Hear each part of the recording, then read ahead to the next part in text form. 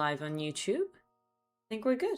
Hi guys. Hi Dan, Dasmish, welcome in. Harry, Star, Kip. That was a very educational video, Dashmish. I implore anyone who's interested in Irish culture to study it extensively. Is all I'll say to that. Perfect. Thank you so much for your prime. Precious.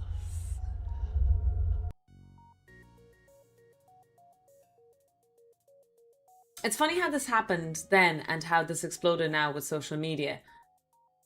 Did it explode? I feel like it's very niche, wheelbarrow. It's like, I think the only people who know that meme is from what's his name's stream. Oh god, my brain. I feel like it's still, regardless, I do feel like it's a very niche thing. I don't think many people know. Thank you, Lost Edge. Oh, I see, wheelbarrow. I thought you meant that video. That video is not a very... Nobody knows that video. Welcome in, welcome in. Hi, Zier. Wheelbarrow. World Domination. Cynical Sorceress, welcome in, welcome in. World Domination is always on the menu. 7 stream streak, let's go, Dan. Thank you again, Fifik, for your prime. You're very, very kind. Thank you. Welcome in, welcome in. Happy Sunday. It's been not that long. 4 or 5 days since I last streamed, but you won't see me for almost a week again. I'm going to a wedding tomorrow. On Tuesday, I'm going to Italy. I'm coming back Friday, and then I'll stream Saturday. But yeah, I'm going to be very, very busy. A busy tofu indeed. Getting my first brand trip.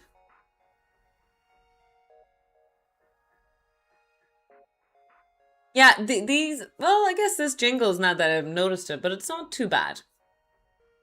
Star 430 stream streak. Let's go.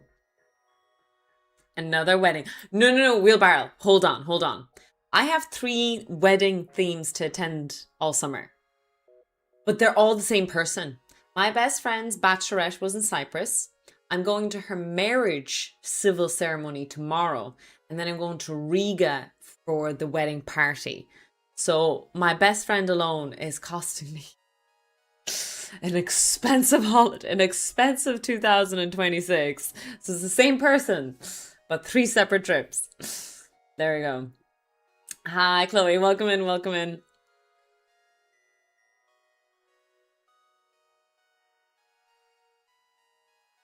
It's not too much if you're someone else. Like, if your parents, you're only going to the wedding. If you're friends, really close friends, you're only going to the bachelorette and the wedding. But I happen to be the only person who's attending all 3. Obviously, the bride as well. So it's only me who does all 3.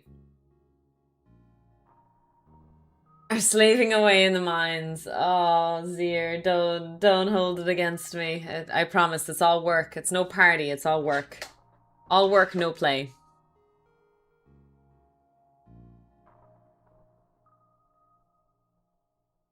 By the way, Star, that is incredible, 430 stream streak. I think what we need is a little banner or like an honorary page or something. We might make a list. So it could be an image in the corner with updated stats, rankings or something like that. I really feel like we do need to kind of honor streakers somehow.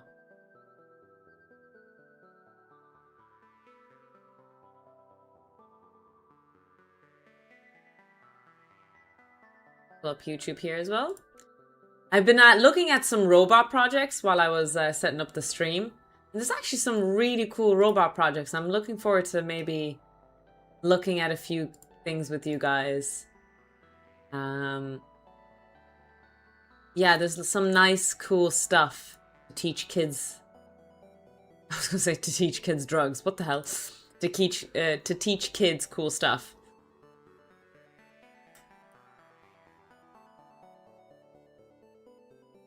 I think my volume would be a bit Freudian slip. you. We don't want any more visitors, well-wishers, or distant relations. And And what about very old friends? In these 36 months, Dr. Tofu, why did you not discuss your well-paid employment with Jackie Brosnan? Why did you not discuss your years with St. Joyce's Boy Scout movement? Herder, thank you so much for the tier 3 resub for 3 whole freaking years. That's amazing. Thank you so much for your support. Logitech Gal, welcome in. Malak, welcome in. Welcome in, everyone. You're very, very kind. Michael, thank you so much for the raid. Welcome in, Raiders. I hope you guys had a fantastic stream. What did you get up to today? We have a little fun raid message here. Red alert. All hands stand to battle stations.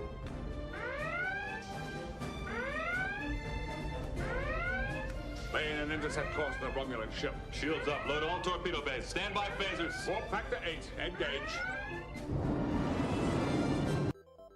What did you guys get up to? Anything fun?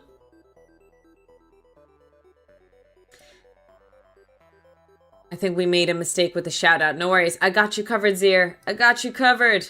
I will save the stream. That still only counts as 1. There we go. The shout out channel you want to shout out does not exist. What? Still only counts as 1. What? Okay, it works now. We're all good. We're all good. That was crazy. Welcome in, Raiders. Welcome in. If you guys don't know me, my name is Tiny Toxic Tofu. I stream science and technology stuff and play games. So today I'm taking a big break. I'm not going to be back for another week. So I'm just going to explore some projects that I would like to do when I come back properly and commit to this. But you guys are more than welcome to vote on a few things. I have a few cool projects in mind. Hi, Lind. Привет. Thank you so much for the resub, Lind. Resubbed off stream. 310 stream streak. Yeah, we definitely need a board Zier for yourself and a few others. You guys are doing incredible work with your stream streaking. It is a pro stream herder. It is. Thank you again so much for the resub.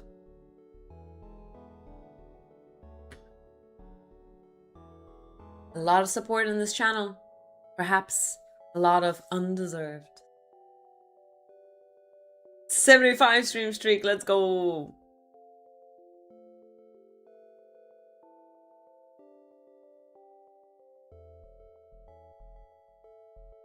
In June, in summer. Oh, you poor Craither, Henry.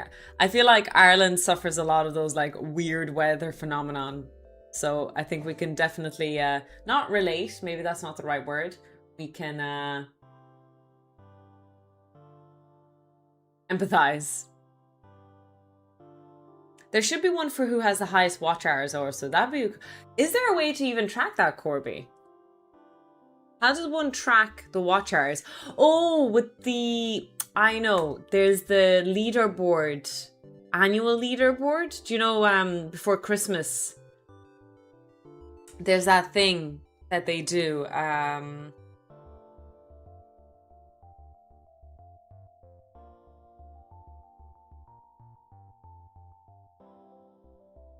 Recap, there we go. Yes, the recap.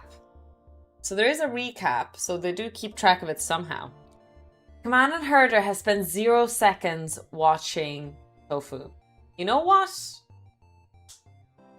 That's fair, Herder. That's fair. Advent of Code. Hi, Philipala. Welcome in.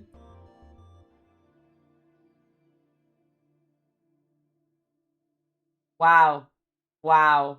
Thanks, chat, for watching the stream for 0 seconds. Y'all are so supportive. Y'all are so kind and supportive on this channel. Probably best for your mental health not to listen to a single shit I say. Let's be honest. Let's be honest.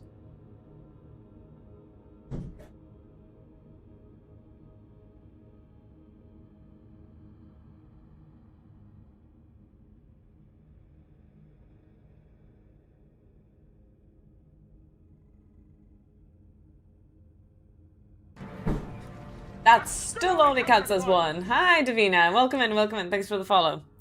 The format is probably set up wrong as it's not showing the minutes, hours, and days. Yeah, I'm sure there's a way of doing the command. We can see. Is that a gold rat? Where? Oh, over there. Yes, it's a little rat that holds a light bulb.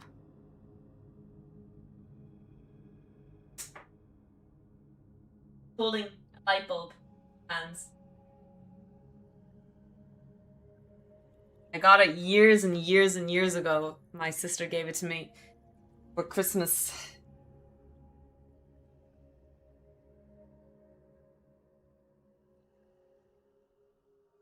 Yes, wonderful. It completely accidentally in theme of our lab rat community.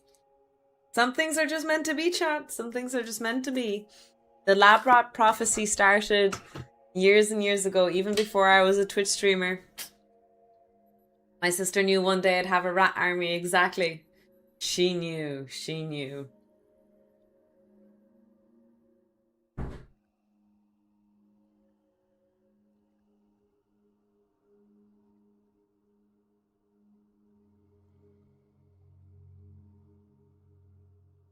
Man, some of these robotics projects look absolutely deadly. Like, insane. Yikes.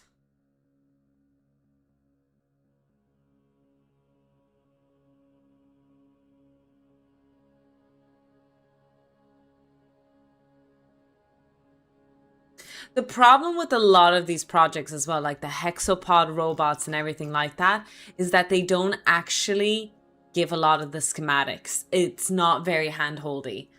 A lot of these robotics projects are like, listen, if you want to get into this, you have to write the code yourself. You have to build and design this yourself. I'll give you a general guide, but yeah. With the longest. But when does the streak end, Tadio, you know? It's a statue that's held until someone loses it, you know? It never stops. Unless I quit streaming. Never know. Hi, Bray. Welcome in. Gotta go back to the mod. Oh, yes, absolutely. Chorus streaming. No worries. Take care of yourself. Maybe you'll be able to slip in here afterwards. Out of hello, welcome in, welcome in. End stream streak, let's go.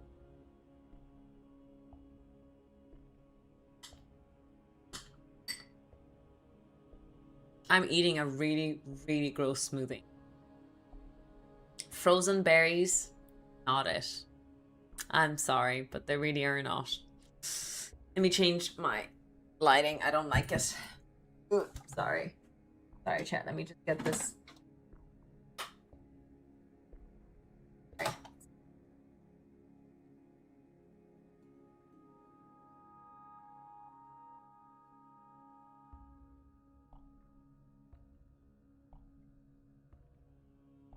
There we go. Much better.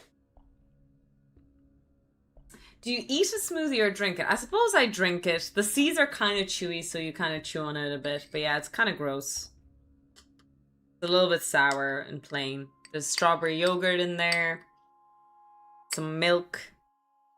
And then mixed berry, frozen mixed berry thing. I should have added honey, probably.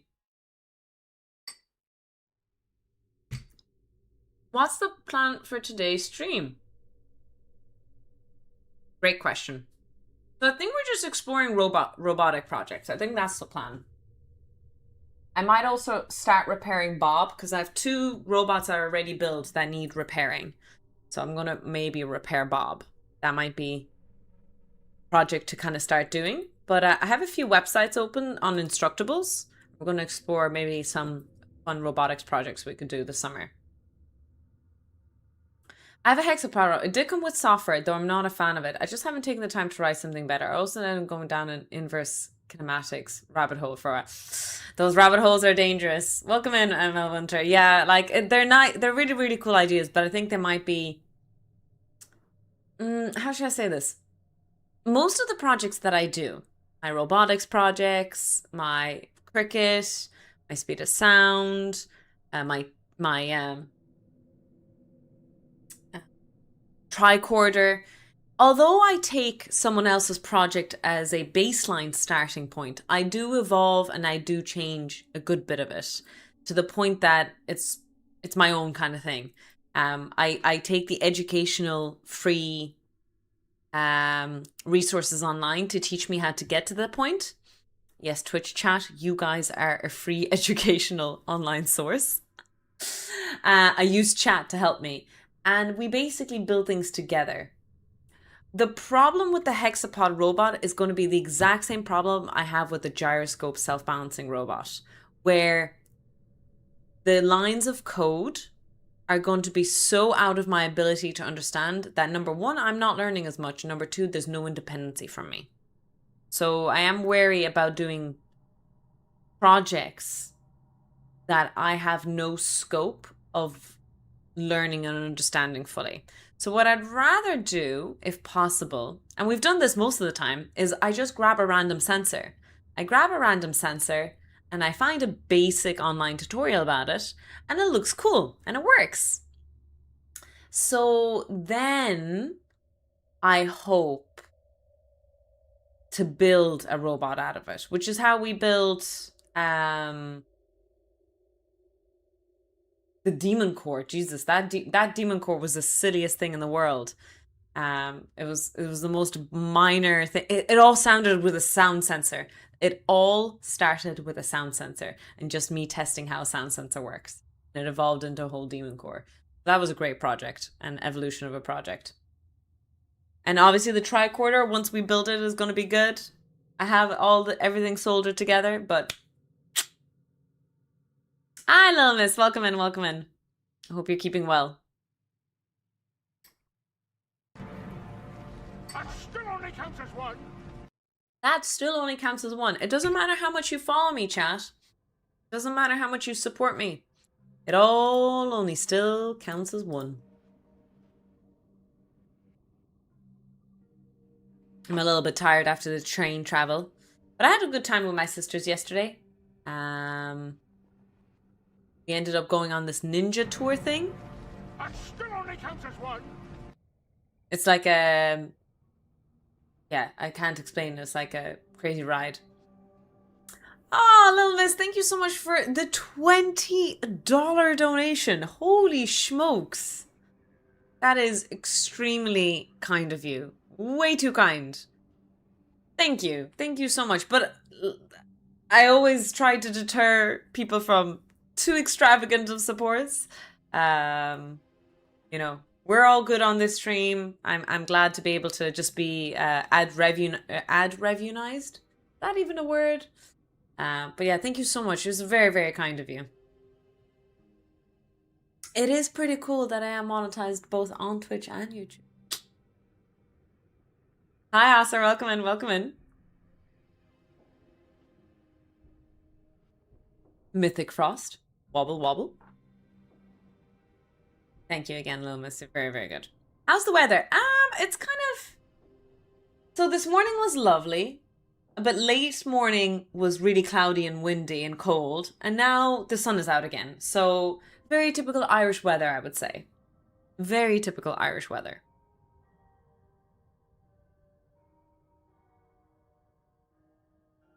How about the rest of Europe? Is the rest of Europe still suffering from the heat wave? No, we had our heat wave already, Mythic Frost. It finished pretty much yesterday. It's still warm, but it's not unbearable anymore. It's blowing close to 40. I saw you comment that, Star, and I was very confused what you meant. You meant the wind. You meant the wind was 40 miles per hour.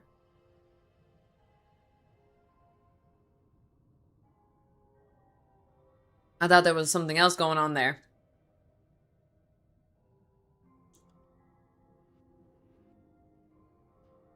Well, Saturday was quite hot score. Okay, fair enough. It's not too bad today. Yes, mate. Wind. You never know. Something else could be blowing 40 miles an hour. I don't judge. I don't judge. Each their own. Now, I were a robotics project, which overlay would I be? So I found one that I'm kind of interested in sharing with you. We will go to Bob. We are going to try and repair Bob first. But I feel like Bob is... Oh, that's not the right overlay. I feel like Bob what's the word?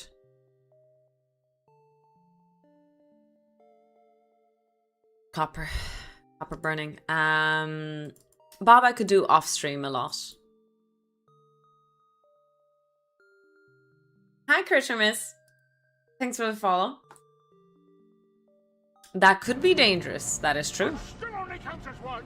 Thank you, all of you Labrats, for the follows. Welcome in, welcome in. Now, before you follow this channel, there is a TOS here. If you support this channel by following, rating, subscribing, being, you know, funky in the chat, all that good news, you have signed a silent contract where you become a Labrat, which is a willing, sacrificial, experimental being for the greater good of tofu science. So just, you know, TOS, terms of sacrifice. There we go. So I'd like to highlight, thank you so much for all the follows and subscriptions and the huge donations there, Little Miss. Thank you so much as well. All the raids. Just bear in mind, you're signing a contract and your soul is signed off in the name of science. You know what? Your soul could be signed off for worse things. Let's be clear. I think that's fair to say. Our soul could be, you know, donated to something a lot worse. I feel like we're getting lucky.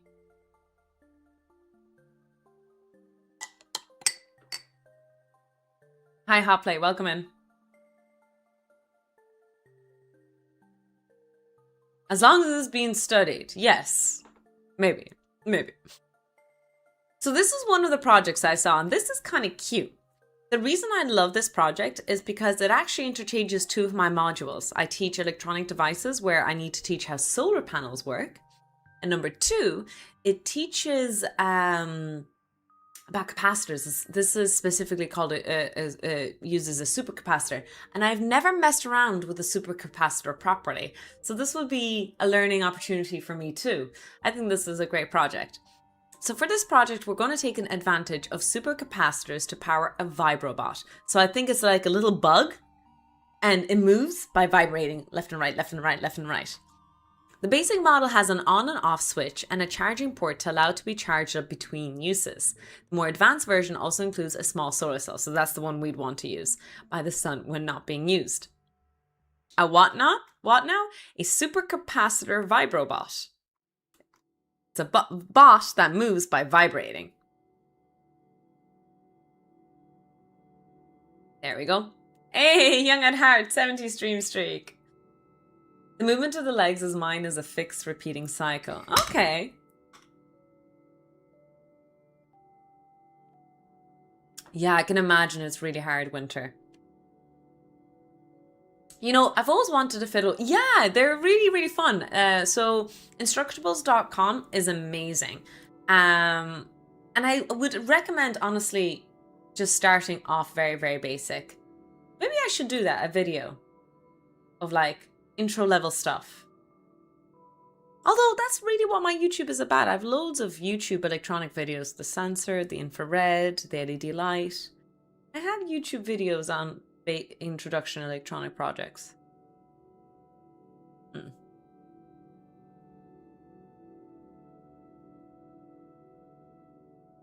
Oh, a robots class too. That's cool. So what are the materials you're going to need? You're going to need a 15 farad supercapacitor, a 100 ohm resistor, a vibrating motor, a circuit board, an SPDT through-hole switch, connector set, So we might have to buy a few parts here, but it's not too crazy. I have a programmable robot car with a raspberry collecting dust. That, like, I don't know how advanced or how knowledgeable you are some about it, but that sounds quite challenging for an intro project, I would say. Hi, Be Mind, welcome in, welcome in. Yeah, it's a vibrating motor. And then we'd use a diode and a solar panel. So you have the capacitor.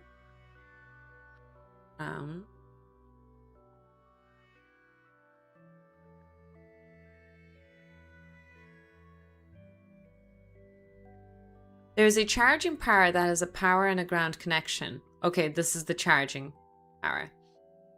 The power input goes to the SPGT switch through a 100 ohm limiting resistor. Okay. FC toggles the capacitor positive. Motor. Capacitor. Pull the lever, Crunk. Wrong lever! Why do we even have that lever? Why do we even have that lever, chat? Why? I suppose the question comes down to what is the difference between a capacitor and a supercapacitor?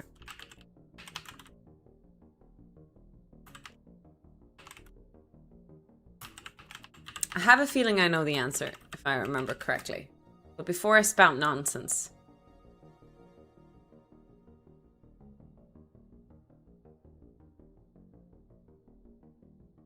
Yeah, okay, that's all I... Yeah. Never mind. I thought it was... One has a cap... one is the hero before it becomes the villain.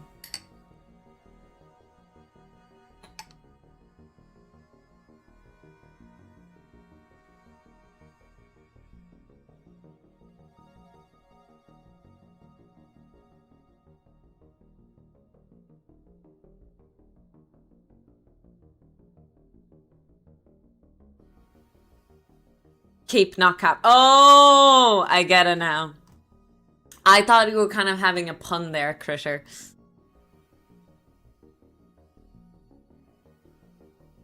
Attach the legs. Cut 4 solid core wires used as the robotic legs. What are solid core wires? Oh! Oh. I'm guessing they have to be quite malleable? No, the opposite, not malleable. They need to be really rigid wires for this one to work.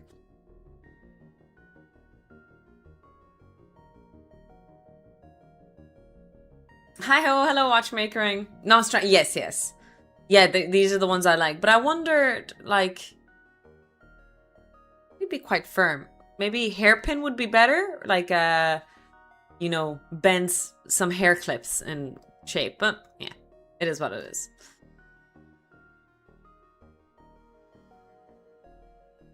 This is a really lovely hand-holdy project. Like, whoever designed this project really put an effort into holding your hand in this circuit.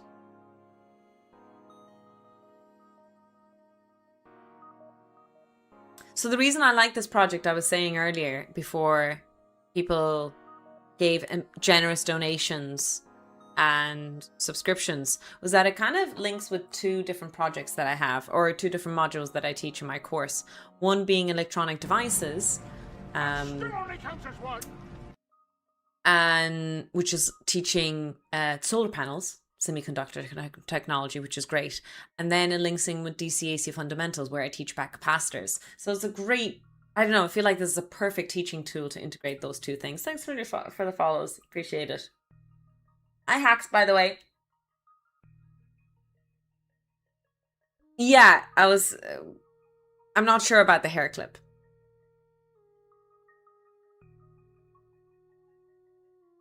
Hi, Jenny. And then we soldered the solar panel then together. Ah.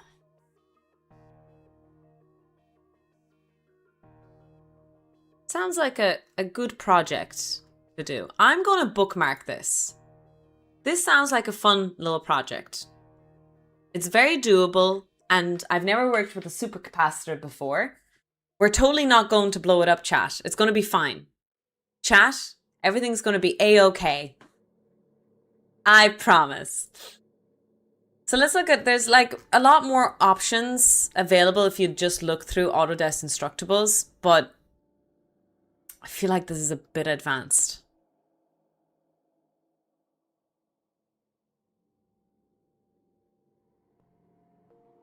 But also,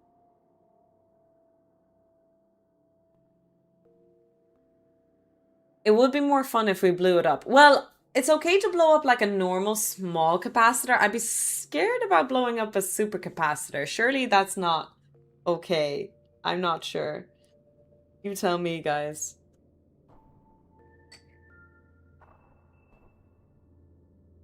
Oh, I don't know, Lil Miss. Sometimes lab rats need to be committed into the test chambers for science. In the name of science. For physics, in fact. For physics.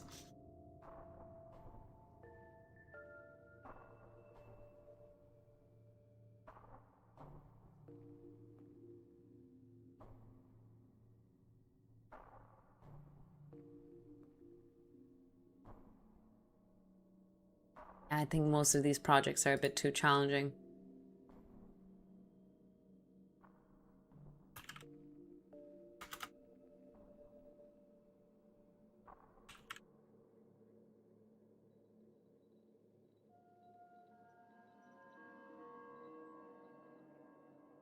I'll go with Instructables. Instructables. I do like that website. It's really, really nice. And like, I don't know. I like to reference and link back to these guys who did the videos. If my robots become successful, it's a great way to, you know, support these awesome human beings who give everything for free. All this education for free. Oh wait, you added more. Hi, Quiet Geek. Maybe sometimes we don't need to add more to the sentence. The garden may be concerned depending on the size of the bang. That is true. Anything that starts with super is risky.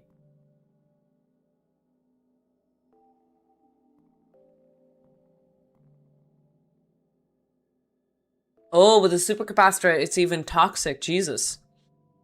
Yeah, let's not blow up a supercapacitor. How about that, chat? How about that?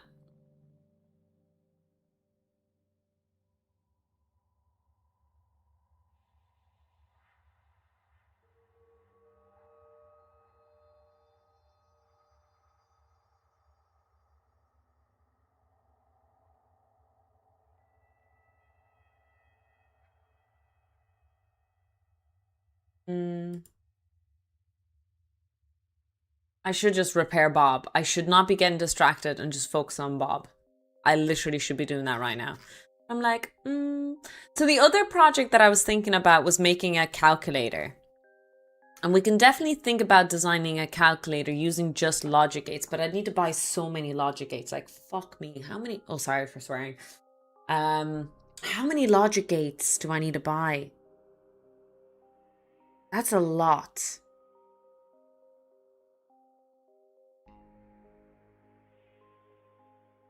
Oh my god, Lil Miss, that's terrible timing, especially when I swore. I apologize. I do have a warning saying I do swear. I'm sorry. How many logic? Yeah, like how many logic gates does it take to build a simple summation and subtraction calculator? Let's say to 4 figures. That could be a lot. Yeah, let's make it even simple. 3 figures. 3 figures.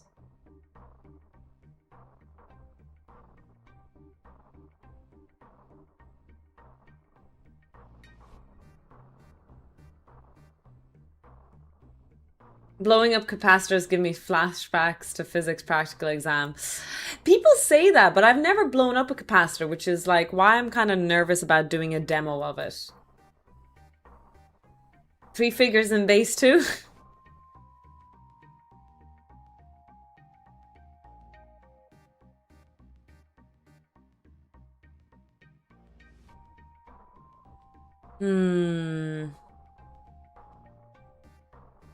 Okay, I should not get too distracted. I think we should repair Bob, but I will buy my first supercapacitor. And once we buy the supercapacitor, we are going to build our own vibrating robot. A vibrobot? Isn't that what it was called? Yes. So there's a vibrating motor, and the idea is it crawls across the table by vibrating.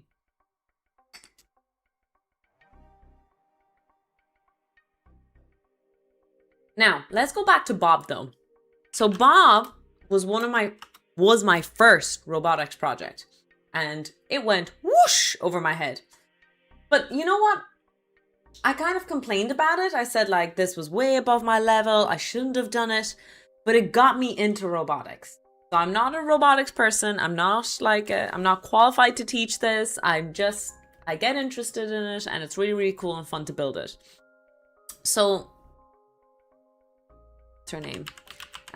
There's this YouTuber by or it's more than a YouTuber, I suppose. She's whatchamacallit, an internet personality. Her name is Rachel DeBarros. I will put it up into their chat. I highly recommend her channel. She taught me so many things initially. I don't watch her as much anymore just because a lot of my projects have evolved. But when I first started out, her series were so good. Really, really recommend her. And she has a website, and if you want to subscribe to her, and she has like loads of kind of ideas there, it's really, really good. She kind of took a year for a break, but she's come back recently. So I'm hoping she's back.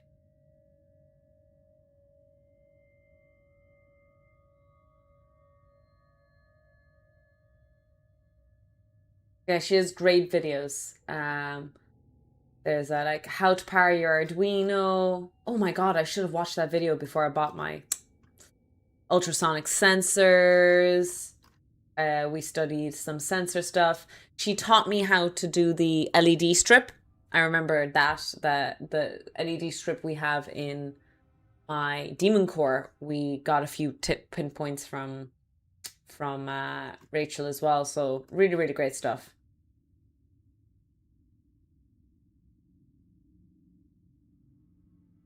I'm just looking for my robot. There we go. What?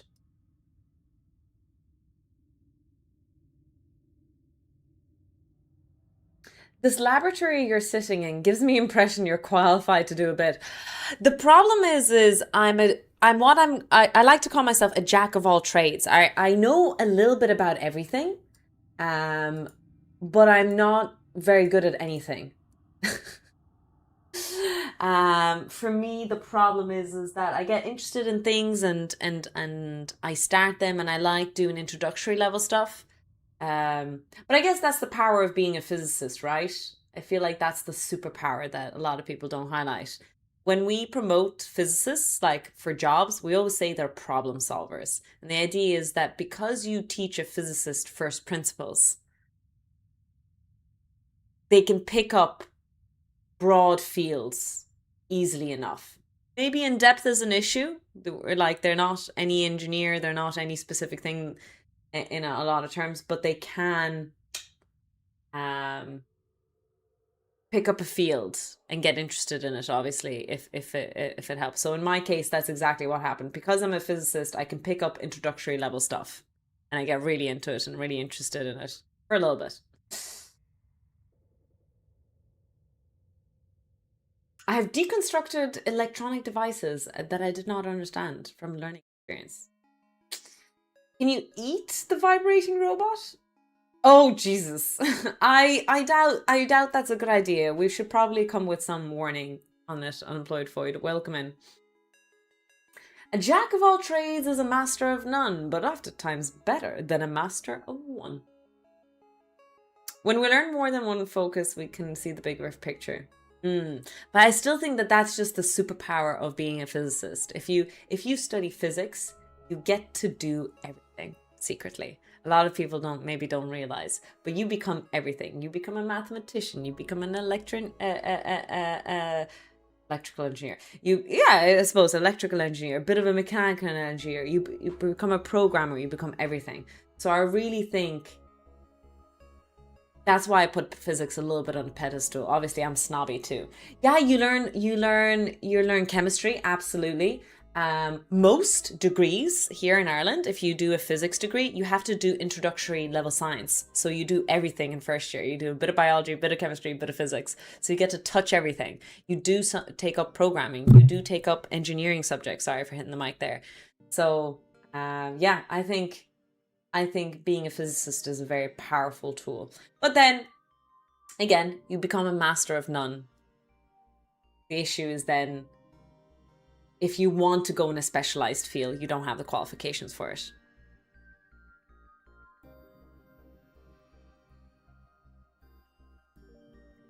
As an engineer, I've been called a failed physicist. Jesus, that's weird. It is weird.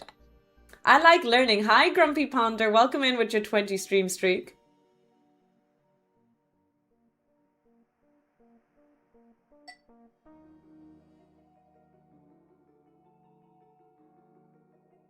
But again, you don't need a physics degree to be a physicist, in my opinion. It's all about a state of mind. It's about training your brain. And I want to do a YouTube video on this, or a YouTube series, but I feel like it's controversial. I'll need to do a little bit more research before I spout my nonsense. But I already have a few papers I've referenced before. But basically, I am going to target that I'm concerned about the future of physics because of AI.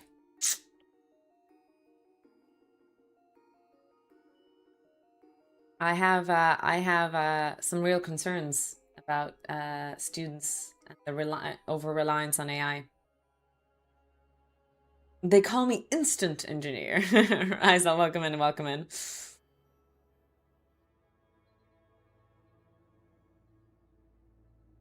Hobnob with smart. Oh, you're going to take that back. I don't think we're. Sometimes we talk a bit pretentiously here, but really, the smartness sometimes, or most of the time, doesn't tend to present itself. Hi, Kahira. Welcome in, welcome in.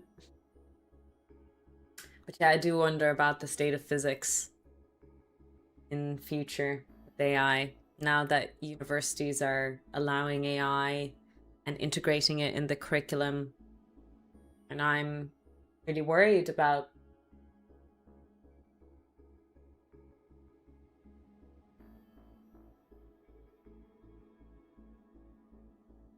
Hi, Maureen. Welcome in, welcome in. Look, you can paint AI in a beautiful paintbrush, Krisha, and anyone else if you want, that it can be used as a tool. It's great for this. The problem is in an education system, what is happening is there is no critical thinking happening. And students are getting A's and B's. Yeah, yeah, it's very heartbreaking, just to say the least, that. And I'm worried about the state of physics more than anything, because let's say you want to make the argument about the calculator thing, right? Fine. When you end up being in a job position like mine, where it's what it doesn't mean to be a physicist, it means to be a problem solver. It means to come up with new original ideas, to explore new avenues, to solve these avenues as well, and all these beautiful things that we want to mention.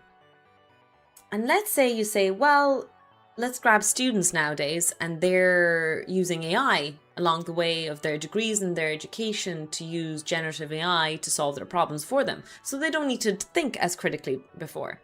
Okay, they go into the workforce, and people are saying, yes, use AI, please do use AI to solve your problem.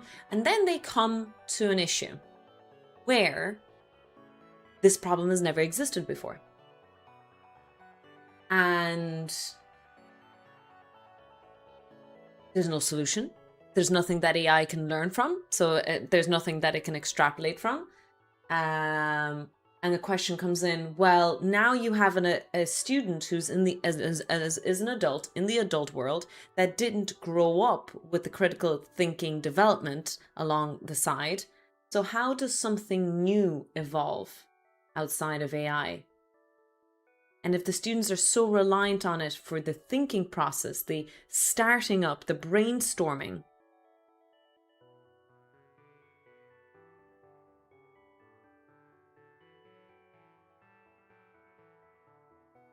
I think we get fucked then, right? I'm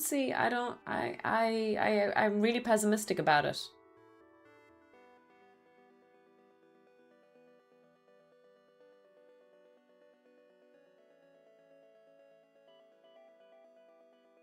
Yeah.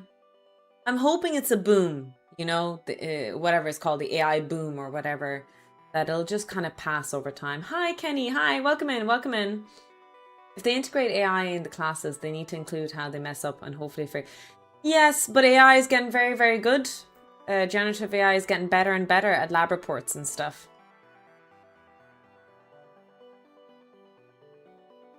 Yeah, the attention span is an issue as well. I feel like it's going to be a big impact on media literacy.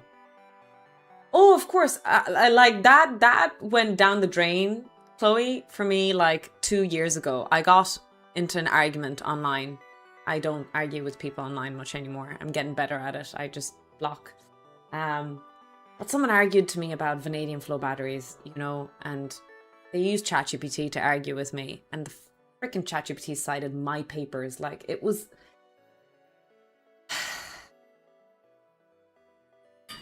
Oh, jeez.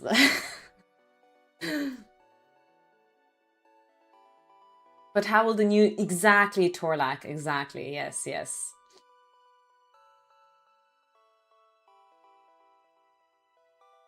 How will the new generation... I'm not worried about us. Well, I don't know how old the chat is. Generally speaking, we've made a vote. Chat is quite old. We're all in our 30s, 40s, and so on and so forth. We don't have too many younglings in our community. That being said, we're not screwed. We're not the generation that I'm worried about. Especially millennials. I feel like we're peak of learning, that we've evolved with the technology. I am worried about the new generation. I don't know what's going to come from them. What's going to happen to them. What kind of job availability there's going to be now. There's so many concerns I have.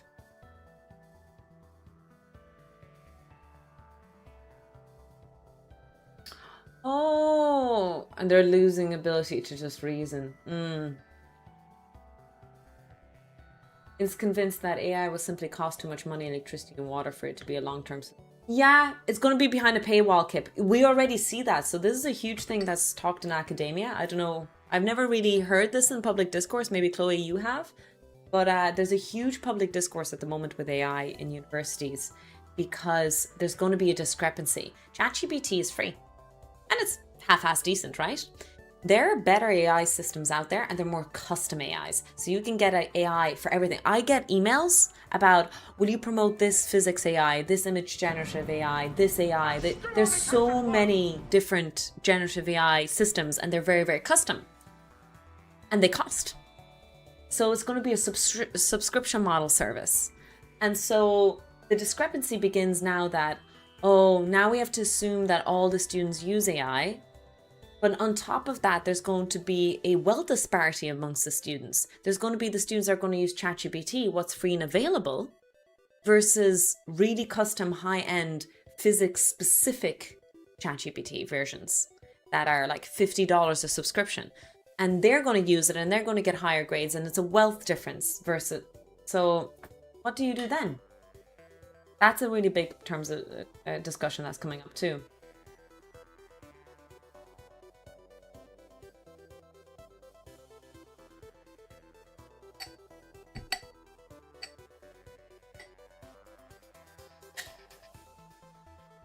Claude is $100. Jesus, okay.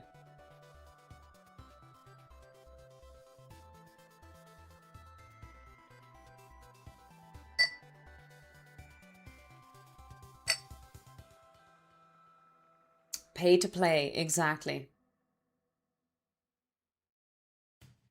Because I'll be honest, I agree that at least physics is safe with the examination process. Unlike English, history, and a lot of the other arts, at least in physics, we have a physics exam that you can sit and you can kind of proof students to make sure that they're working. But I think examination is a flawed process. They study for the exam instead of study the subject, and that's why lab reports were great. Thinking outside of the box, projects in school, those were great ways of, you know, catering to the students who, first of all, perform poorly under exam pressure, and second of all, examine a different type of brain activity. But now with ChatGPT and AI, that's out the window as well. So suddenly we're punishing students. Oh, it's so heartbreaking. I'm sorry for getting into a rant again. I feel like I'm talking to a wall almost. I've said this so many times.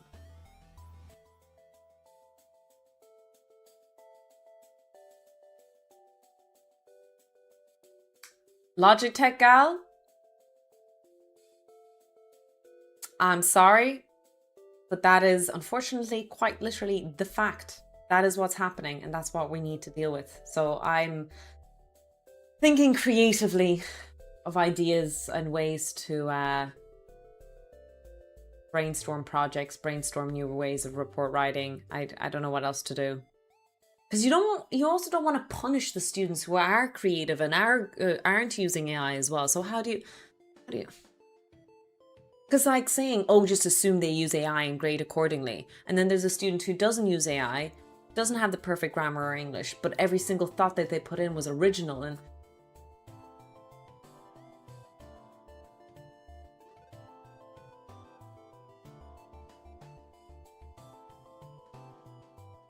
it's a conundrum.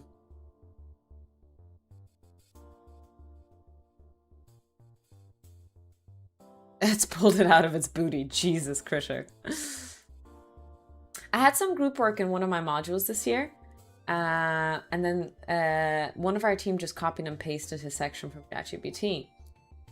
So we basically rewrote it and then removed his name from the assignment. But it worries me how people are getting away with it. It's so disheartening for people who put the effort in, but get this, that's the thing. How do I grade a student now differently?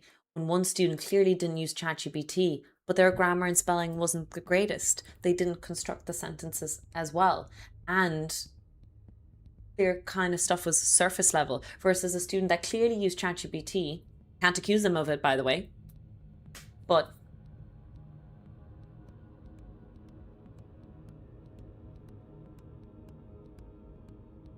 yeah, there's different ways.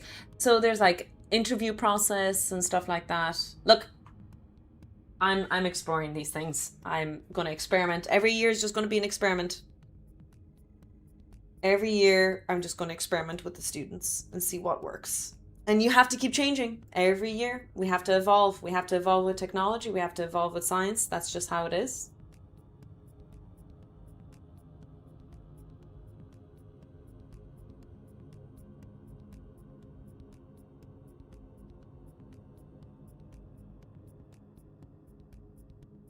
And they have this weird thing as well.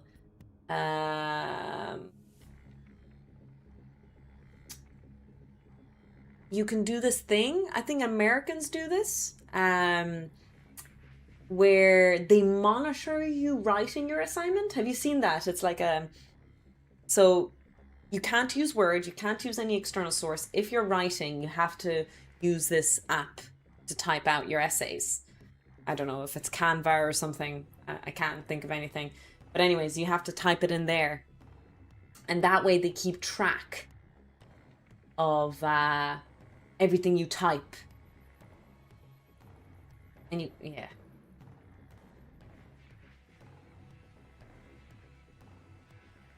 Nebraska, oh wow. Hi, Cobra. I vaguely heard about that, a little missing. Yes.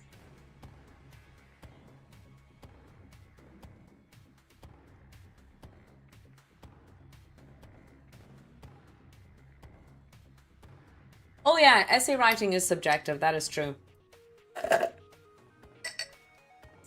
What one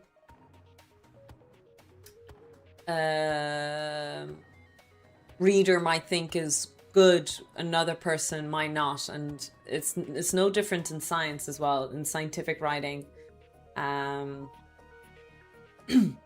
people do get into arguments over what's good writing and what's not great writing. Hi, bloatware. Yeah, Dr. Zito, that would be great. Unfortunately, some of us have over 100 students, so we have to think about practicality as well.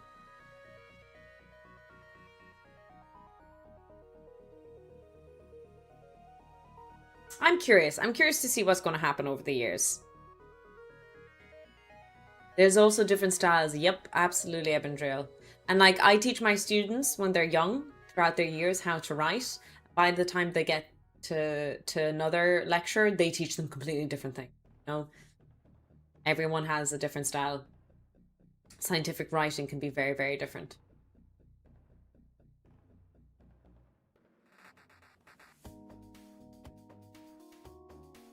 This is the way it is.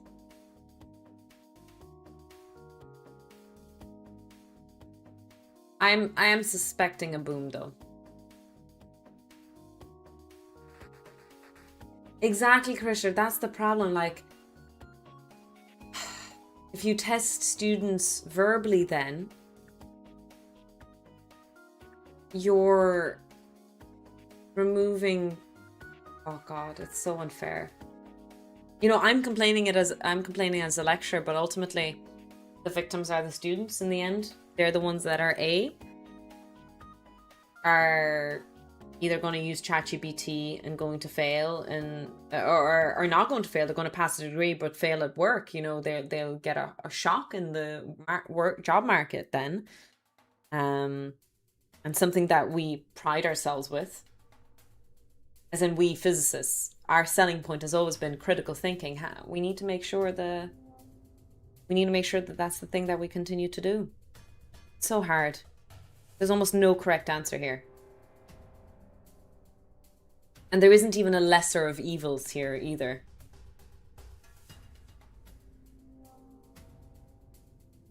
Yeah, verbal communication is different as well. And there's different things, like you can do an interview, you can do presentation. But then, like, what about the people who have stage fright and are extremely nervous, or anything else like that? That's not fair on those students. So tough. Maybe Brave.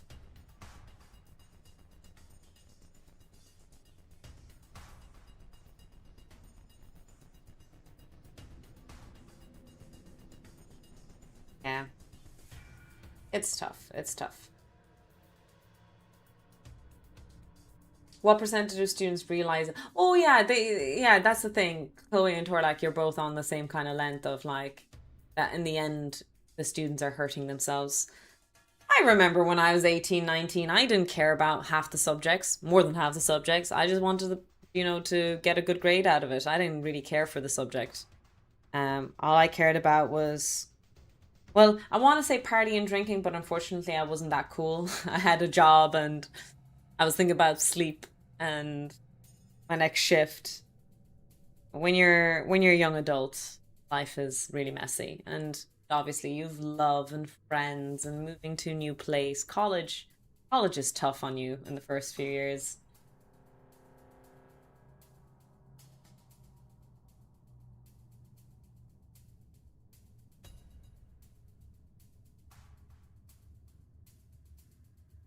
Oh well, like I said, I'm going to be experimenting on my students every semester. I'm going to try and adjust the grading system, try and introduce new ways. I'll interview the students as well, see what they preferred, what they thought was good. Yeah, I think it'll be a good thing. Yeah, that's the other thing, Mob Farmer. You don't want to also put your foot down and say, you cannot use generative AI, and then go through a whole degree with them never using it, and then when they go into the workplace, because that's the problem now, all workplaces are asking for AI usage experience. It's the baseline now. Funding applications literally have a funding section all for AI. Crazy.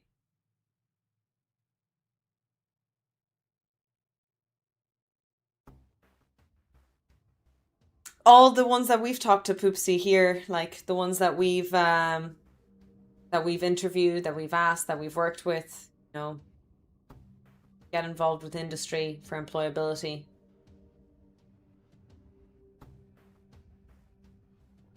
It's all important to them. It's also a work multiplier when you have to go back and check the error of the AI vibe code. Exactly. Also, howdy. Welcome in. Right, I'll make myself an iced coffee. When we come back, I think we'll slowly begin our project of repairing Bob. So Bob needs to be repaired. So if you guys don't know Bob, this is Bob. I'll show you Bob.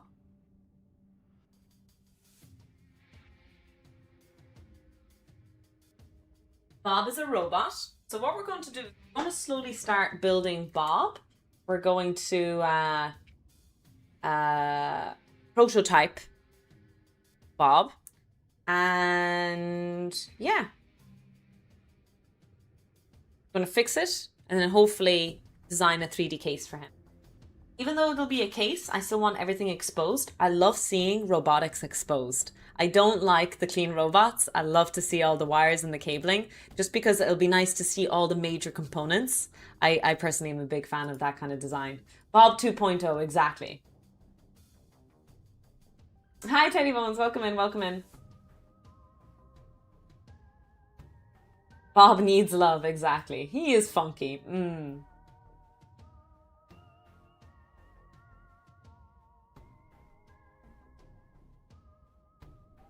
Oh my god, civics. Yes, I've heard, I've seen, yeah.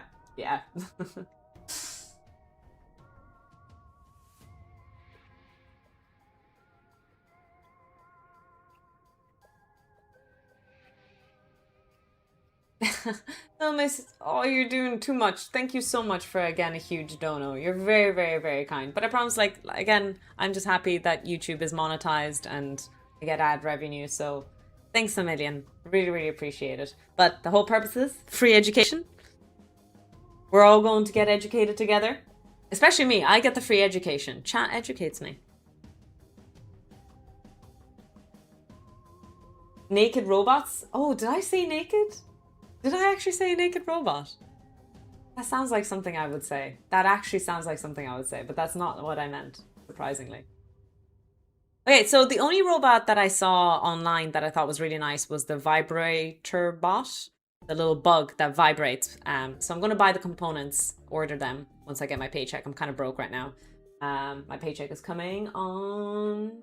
How many days in June? 30 days has September, April, June, 30. So paid on Tuesday. And that's when I'll buy all the Steam games on my wish list.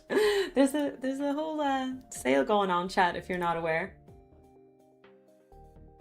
Okay, I'll be right back. I'm gonna go make some iced coffee, so I'll be 5 minutes making delicious iced coffee. See you in a bit. 10 is just a number, it's just being multiplied on one side, so to move it to the other side, we're going to divide it. And to get rid of the log, we put everything to the power of 10. The side of the equation that has the log, it just disappears. But the side of the equation that doesn't have the log is put to the power of. In our case, that is 10 to the power of beta over 10.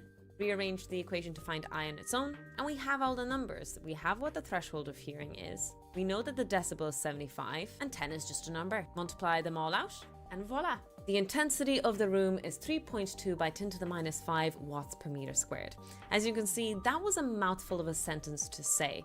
And that is why we tend to not use intensity to measure sound when we're conversing in everyday language. Decibels is a little bit easier to talk about. Happy sounding. What does the sun, Chernobyl, and a banana have in common? I know they don't walk into a bar. All of these things have radioactive properties. And I just want to talk a little bit about radioactive units. The reason I wanted to do this video is because there's so many, and I didn't realize just how many there are. The first one we're going to talk about is Becquerel. You might know him because he did win a Nobel Prize alongside Pierre and Marie Skłodowska-Curie. The unit Becquerel describes the disintegration that occurs per second.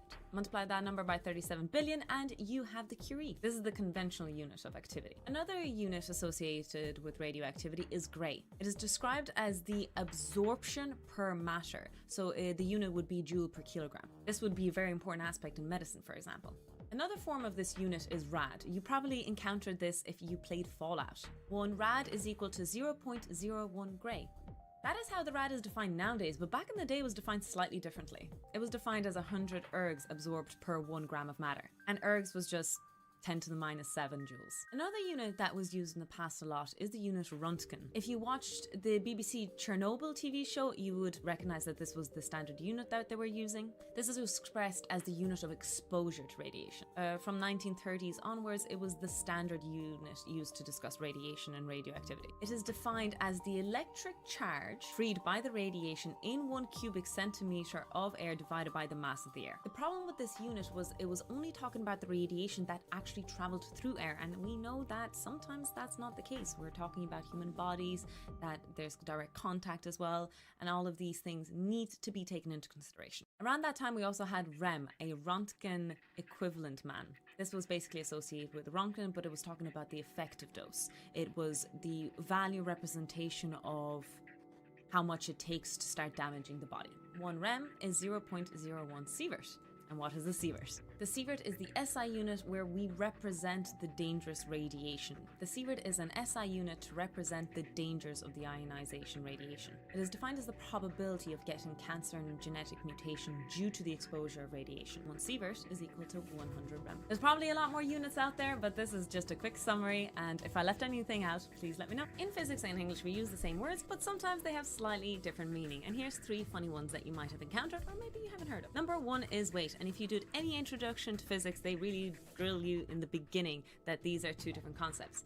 In English, we say weight, but what we mean is 1 kilogram of flour is its weight. However, what we actually mean is mass in physics. Weight would be if we multiplied it by gravity. It's the W is equal to mg relationship. Number 2 is the concept of theory. In English, we say, ooh, I have a theory that this might have happened, which might have little to no evidence to back up your theoretical claims. However, in physics, a theory is really well established. In fact, that's pretty much the final statement of a discovery or understanding in physics. For example, we have the theory of gravity, and I don't know about you, but personally I won't be jumping out the window anytime soon to try and disprove it. And finally, we have male and female parts, and this is not just in physics, this is interchangeable in a lot of technological terms. We have the female and male parts of cables, banana clips, all these kind of sorts of things. I hope I don't have to explain what the English of that is. If you have any other examples in mind, please share in the comments. Welcome to Physics of Video Games, and today we are doing physics of Baldur's Gate 3.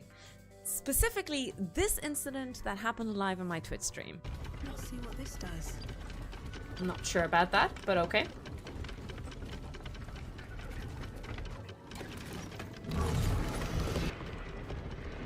I'm a bit worried about what that release brake lever would have done.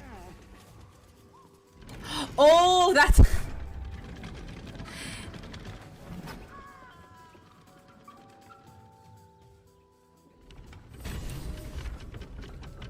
Before anyone judges me, I genuinely did not know what that lever would do. I am a type of player who presses anything and everything to see what happens, but I also don't scum save, so I continued the gameplay with the way it was. Let's do some circular motion physics and projectile motion on poor dead Barcus. First of all, I needed some confirmation that gravity was very similar to Earth as it is in this universe. We did find some official tweets by the creators of the D&D world, and we found that a falling object travels 177 meters in 6 seconds. We were able to determine that gravity was pretty much similar to Earth, 9.81 meters per second squared. We also need to determine the length of the windmill blades, and we're able to do some rough estimation calculations using screenshots and hoping that everything is perpendicular because alignment can be a bit of an issue. We were able to confirm as well with other models that this does seem to be close enough to the truth. We determined that the radius of our circular motion is 11.77 meters, which is the length of the windmill blade. Doing analysis on this video clip, we were able to determine that 8 blades cross over in 3.3 seconds. There's 4 blades in one circle, so we were able to determine the amount of rotations per second that occurred. In this case, that is 0.61, but we want everything in rads per second. Multiply by 2 pi, and you get 3.83 rads per second. Finally, using the equation velocity is equal to radius times angular velocity, we are able to calculate Barcus's velocity trajectory at the point that he escapes the windmill. We found his velocity to be 45.07 meters per second. That's really, really fast. Not only that, we actually calculate... Still have not made my iced coffee, but I found someone along the way. I thought I'd say hi. Say hi, Buns. Yeah? I miss you so much. And I was one whole day away from you. One whole day. Miss me so much, didn't you? Admit it, you missed me.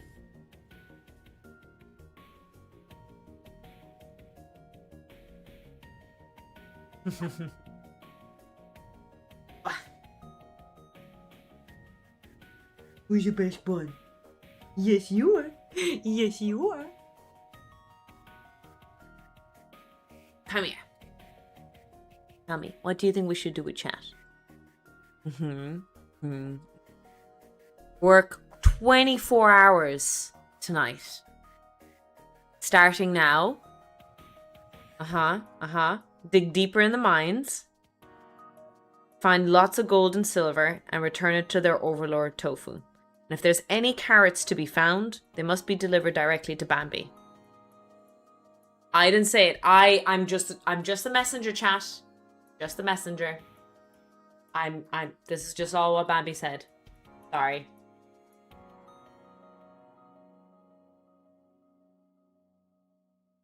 No, that was her. She honks. Nuke. That was her sound. Yep. So sometimes she releases a honk. So, oh, I'm not giving... Really cute. Another treat. No, stop begging for more. Go on. Stop begging. Look bad. Yeah, so she honks. It's very unusual. As in, like, it's normal, but she's a huge honker. Like, way more than average. Hi, Jay. Welcome in. She even will loaf, and she'll be sleeping, and out of nowhere, she'll go... so loud. And then she gets these tickles. She's very ticklish around her neck here. And so if you kind of, like, pet her, you get kind of release some honks. Very ticklish. But, like, I know I'm not hurting her because if I, like, do anything that she doesn't like, she's very expressive. She'll bite me, she'll scratch me. She's very expressive Bambi. So if I was hurting her, she'd let me know. So I need to finish my coffee. Kat, will you do a favor? Will you just keep an eye on her? She can be a little shit. I don't want her going under the... Bambi? I'm gonna stay right here. Good, okay? There's chat. I'm gonna be watching you. Don't be bold. That still only counts as one.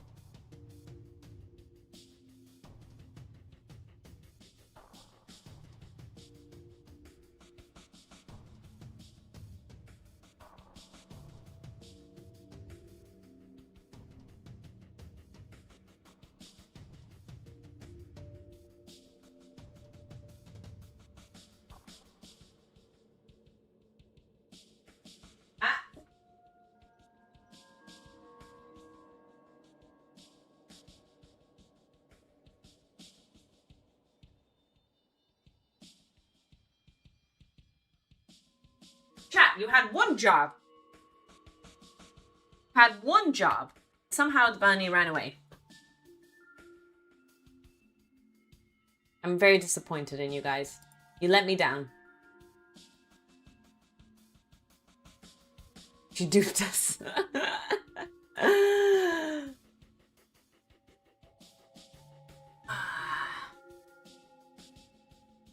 How could you fall for her tricks, chat? We got duped. Don't worry, I met her in the hallway on my way in.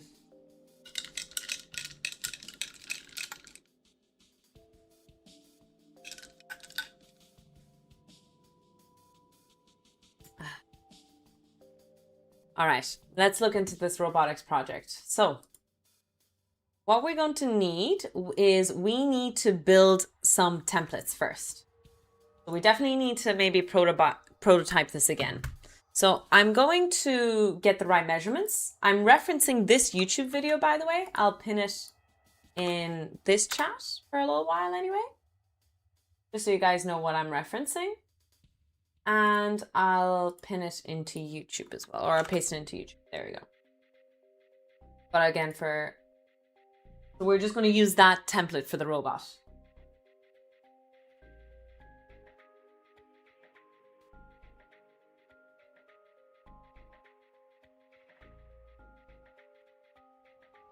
This is the material I'll be using. Oh, did you catch the honk? I'm interested to hear her honk. She even will loaf and she'll be sleeping and out of nowhere she'll go Wait, that's not Bambi's honk. That's my honk. You fooled me, Harry.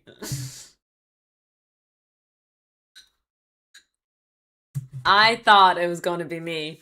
Oh, sorry, I thought it was going to be Bambi. And instead, you chose to embarrass me publicly. Publicly, Hacks. How dare you? How dare you embarrass me?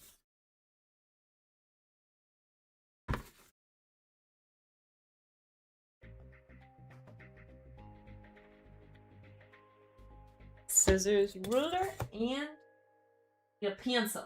There we go. Got a pencil. Oh man, I'm gonna miss streaming for a whole week, guys. A whole week. I think I'm gonna play Syntopia today. I'm gonna give it a little bit of a longer go than last time. I hope it turns out well. But I'm not like, I don't know how I feel about the game. It's okay. It's okay.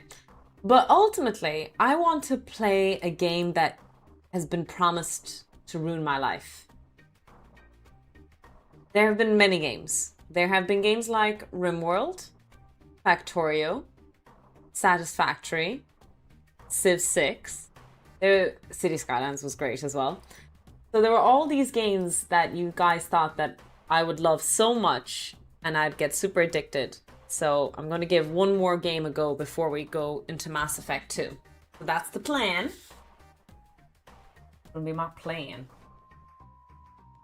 Well, yeah. Actually, you know what? Yes.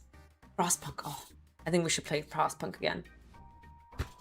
I used to do hunting. Quest hunting? No, not quest hunting. What is it called? Achievement hunting, sorry. Used to do achievement hunting. Yes, Oni did just get a new DLC, but I don't know if there's any point in me playing the new DLCs because I suck so bad at the basic ones. Oh, biomechanics sounds so cool. Oh, I don't have more information, Cobra. You'd know a lot more about biomechanics than I ever would.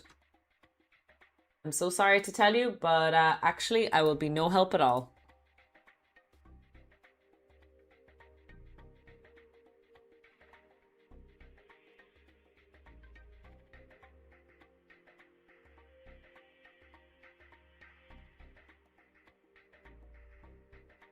They're all the same size. They're 6 by 2.5 inches. Oh, Rachel DeBarris uses inches. Oh no. Oh no.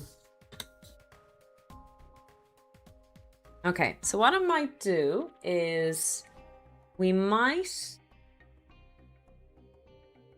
cut off several 2.5 inches. So I think it's 1, 2, 3, 4, 5. There's 5 plates. So 2.5, 2.5, 2.5, 2.5. That's 1, 2, 3, 4. Oh, and one more.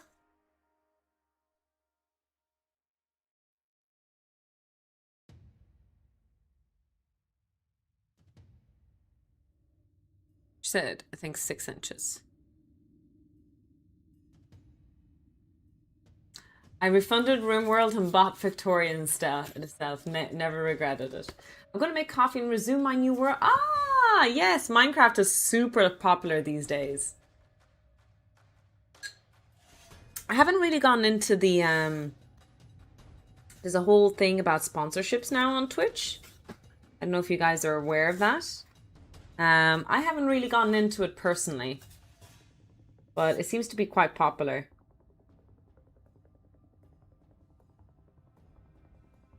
Hope I'm not letting people down as a Twitch ambassador, but there's some things that I'm interested in Twitch implementing and being on top of. And game sponsorships isn't really my highlight, if that makes sense. And I think that's okay because like I don't promote myself as a gamer streamer much. I used to, but not so much anymore. Unfortunately, I spend my days educating the masses, and boy, do I need to do loads of education. I just tease. So what I'm doing now is I'm building some plates that I'm going to need for this prototype to work. Get sponsored by a ruler. Honestly, Znar, I would love to get sponsored by these kind of things. Those are the kind of sponsorships I would love. If y'all can get me sponsorships, that'd be great. Because all I get is AI physics paper review things. And I get really tired of it. Get real tired.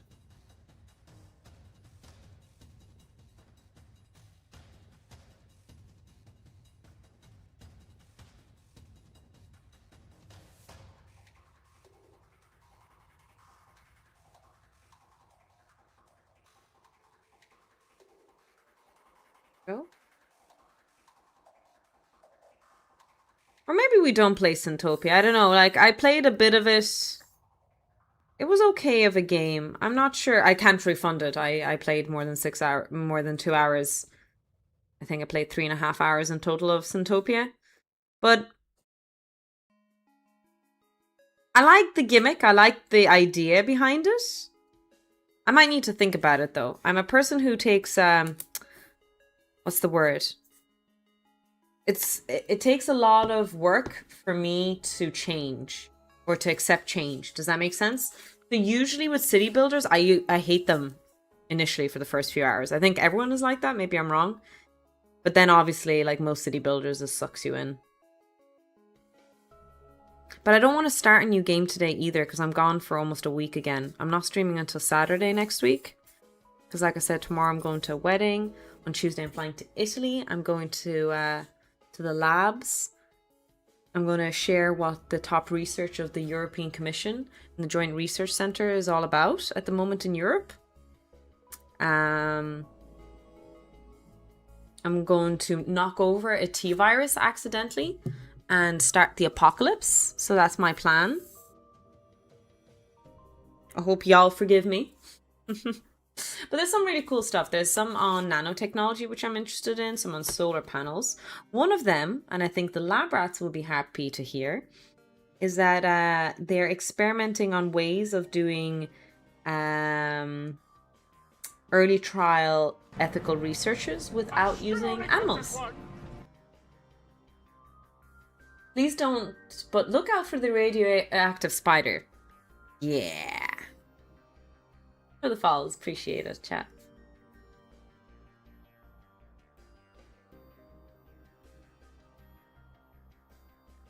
Okay, so we have the basic grid design. So let's just cut it out now.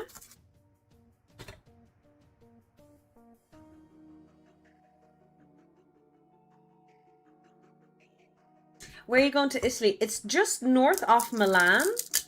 It's about 45-minute drive from Milan. It's like a village in the middle of nowhere. It's a very tiny, tiny place. And that's where all the facilities and all the labs are. It's Ispra, I think it's called. But I don't think that's the name of the village. That's just the location site of the joint research facility in Italy.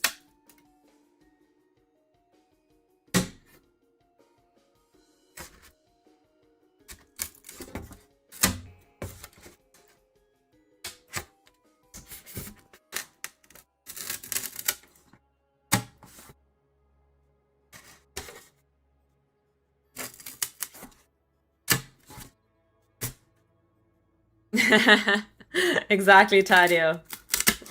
The lab rats are just not good enough.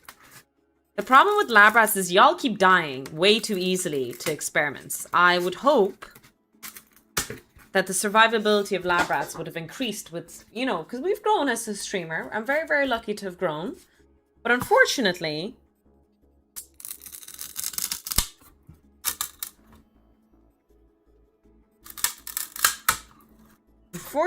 y'all keep dying. Oh, Tofu, you can't be cooking us at 400 Kelvin. Oh, Tofu, 40 ATMs is just way too much for us to handle. This new generation is just not tough enough at all. Not tough at all. The sound is really unnerving. I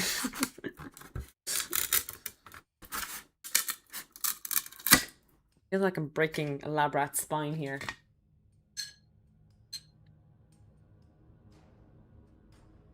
My cat would like that sound, yeah? I feel quite uncomfortable. So, do you guys remember that I have the weirdest sensory issue? I've described it before, and no one in chat has ever said, oh my god, Tofu, I know someone who's suffering through it. So, I recently shared it on Threads, and I had one person who knew of a friend who had something similar, but still not quite it. So, let me describe my sensory issue. My sensory issue, oh, I get nervous saying it, I get quite sick. I have an issue about the idea of putting cotton, oh god. Okay, let me dissociate. About putting cotton into my mouth and grinding my teeth on cotton and pulling cotton apart. And they call it a mine. A mine! Asmir, thank you so much for the follow and subbing out of nowhere as well. You're very, very, very kind. Thank you.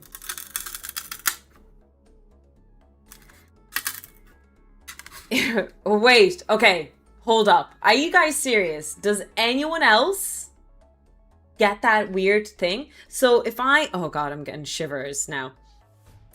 If I put my sleeve into my mouth right now and I pull at it, I get shivers down my spine. Far too short a time to live among such excellent and admirable hobbits. Oh my god, what the heck is I happening? don't know half of you half as well as I should like, and I like less than half of you half as well as you deserve. Did we just start a hype train out of nowhere? No, thank you. We don't want Artemer, thank you so much for coming in, And what about very old friends? following, Looks like meat's back on the menu, boy. subbing, and then gifting 5 gift subs all in the span of 30 seconds. You're so kind coming in. You know, usually we're so wary of people coming in a bit hot in here, but Jesus, Mary and Joseph, that's very, very kind generosity of you. Thank you so much for the support. And starting a hype train.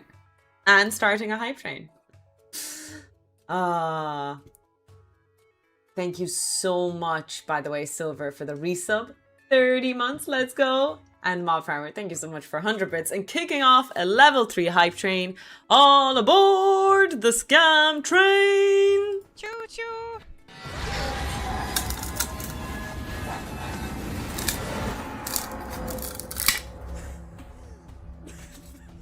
Motherfucking choo choo. Just showing my support. Keep it up. I've seen a lot of your shorts and oh, I'm so glad you came here from YouTube. That's amazing.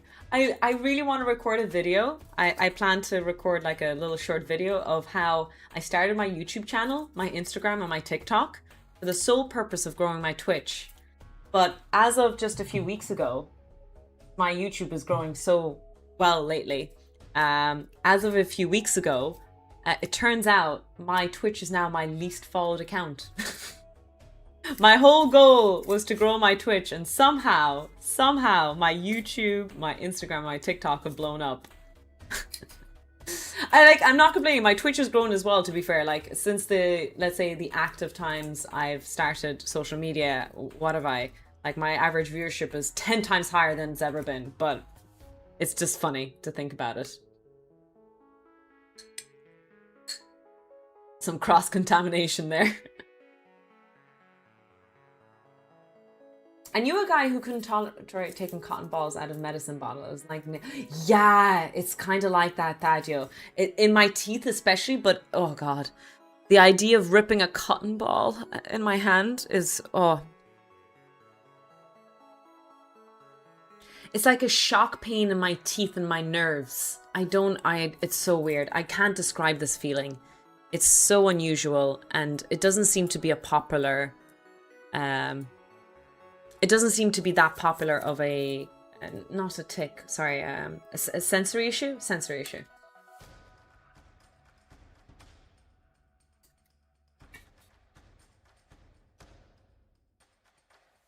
Okay, so we're gonna do like an even 3 split. So if my length is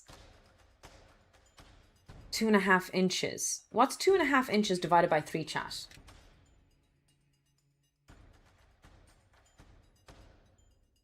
Yeah, this is my desk mat. It was Medjay who created. It's on my merch store.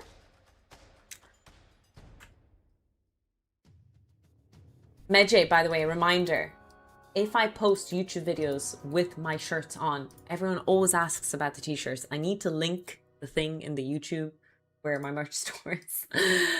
I never promote my merch, and I really should. There's really cool stuff there for anyone who's interested in. And people ask as well. That's the worst part. People are actively asking about my shirts. 8.3 millimeters. That doesn't sound right. That can't be possibly true, Zier. Because,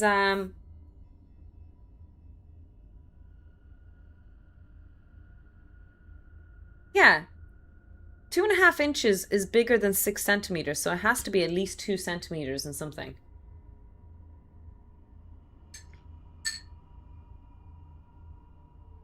Cotton is an interesting plant. It needs a gin to make it into... Oh, really? That's cool. Yeah, like clothes and how material is made is really cool. I can't wait for the new merch, Medjay. Gots to do it. It's about 2.5. Okay, about 2.5 centimeters. I'll take your word for it, lab rats. Nope, that's still wrong again. It can't be 2.5. Oh, 2.5 per each. Oh, okay. Wrong lever. Why do we even have that lever? Okay. I have a rough estimate here. Hype train success. Choo choo. No, I'm waiting for my own bank account, Chloe. I'm getting paid on Tuesday so that I can buy some of your merch. I supported Nerdwino. He had some cool merch for Artemis, and you have some cool merch for Artemis. So I want to buy your Artemis stuff as well. Really cool. Thank you, Artemis. It was very kind of you for coming into this channel and supporting with those gift subs. You're very kind. You know what I'm going to do, chat? I'm actually going to the cutting board and use a knife for this part. Because, yeah.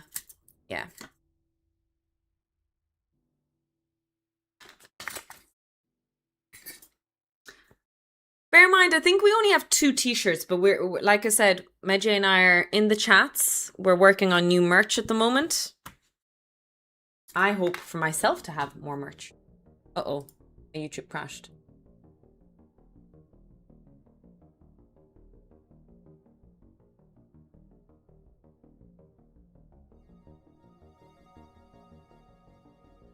Can I just ask YouTube, do you guys still see me? Because my Chrome crashed on anymore.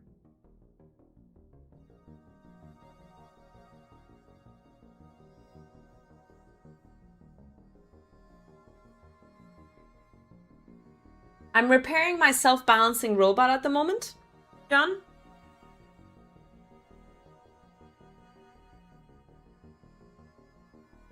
A little bit broken.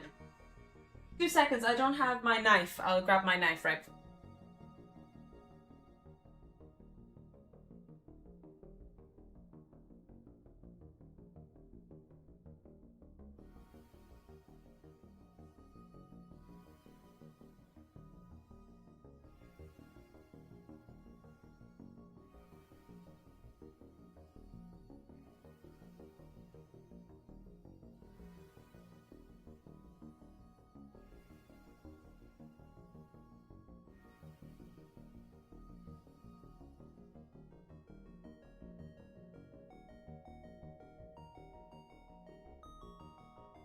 Right.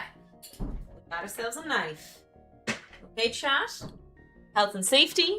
Be careful. Oh, thank you, Cobra.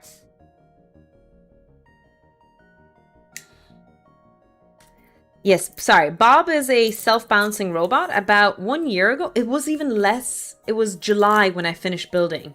But July last year, oh wait, it is almost July. July last year was when I first started doing robotics on stream. Actually, in my life, to be more specific.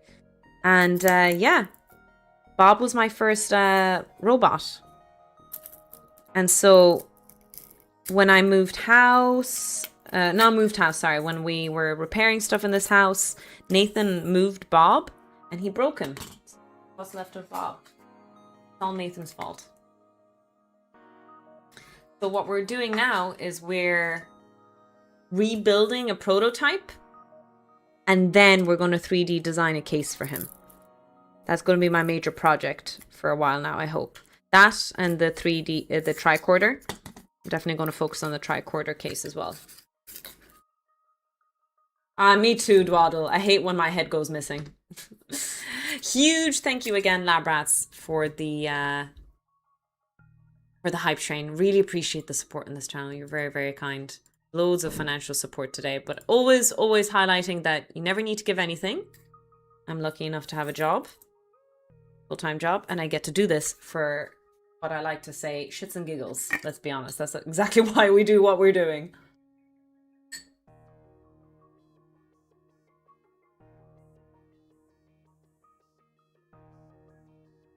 Oh, John, you've seen the major projects. I think the only project you're missing is Cricket, the avoidance robot.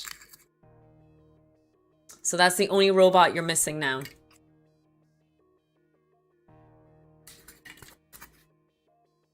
I'd like to get deeper into learning electronics. No books at all, Artimer. So it depends how deep you want to go. I can only recommend textbooks for physics, like understanding electronic systems and electronic devices. Like if you want to, for example, let me grab a diode, okay? And you know that current can flow in one direction in a diode, but it can't flow in the other. My question is, do you want to learn why that happens? Or do you want to just accept that and actually go and build a robot? So that's my question for you. If you want to go and build a robot, then there's no textbook for that.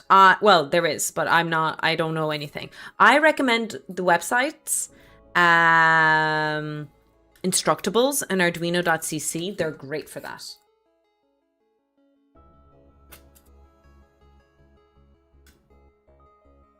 There's so many online sources that I highly recommend. Of people on the internet sharing their robot designs and stuff. Really, really awesome.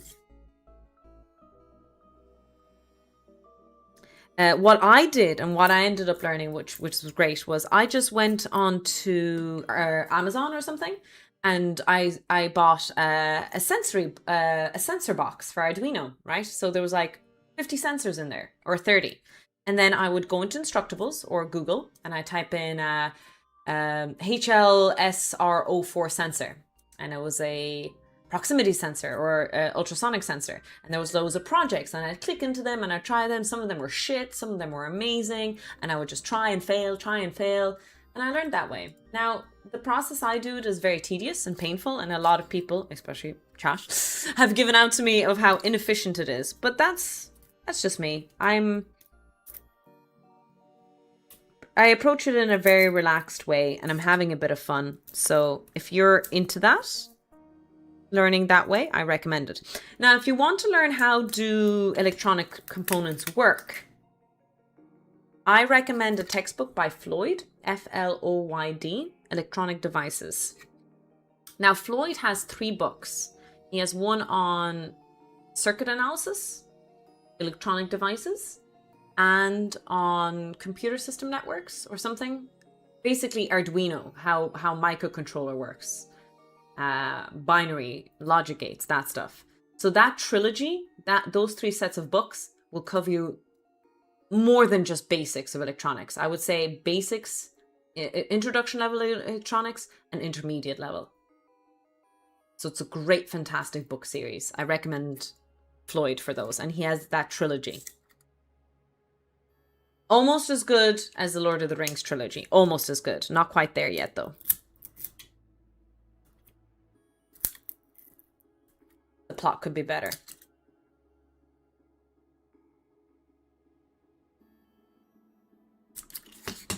character development is quite poor as well.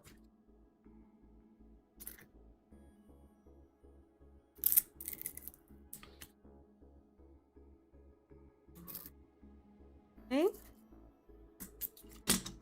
It's a very messy job. There's no plot twist. Oh, there are plot twists, I would say. Okay, so we have the first 3 parts. I realized I might have... Oh, shit. Oh, no.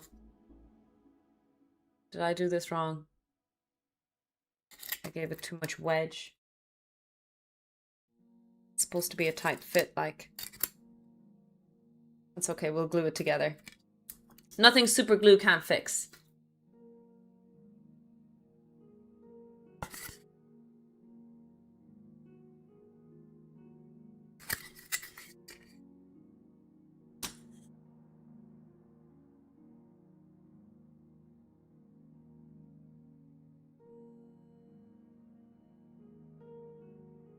Just trying to give Bob a wedgie, am I?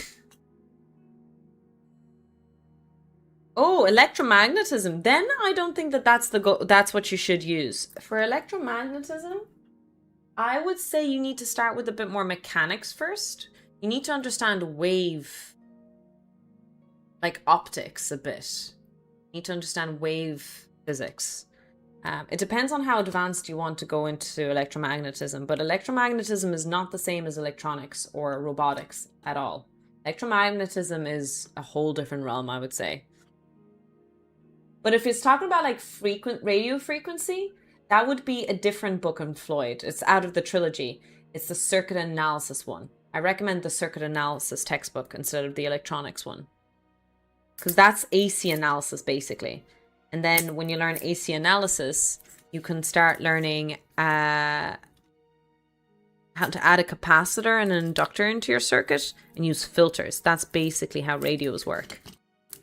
It's how we also detected the cosmic radioactive background radiation.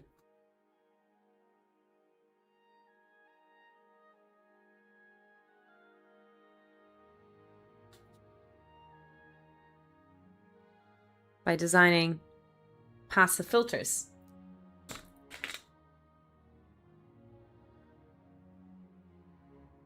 Is this song from Oblivion? Oh, you might be right. It is, yeah.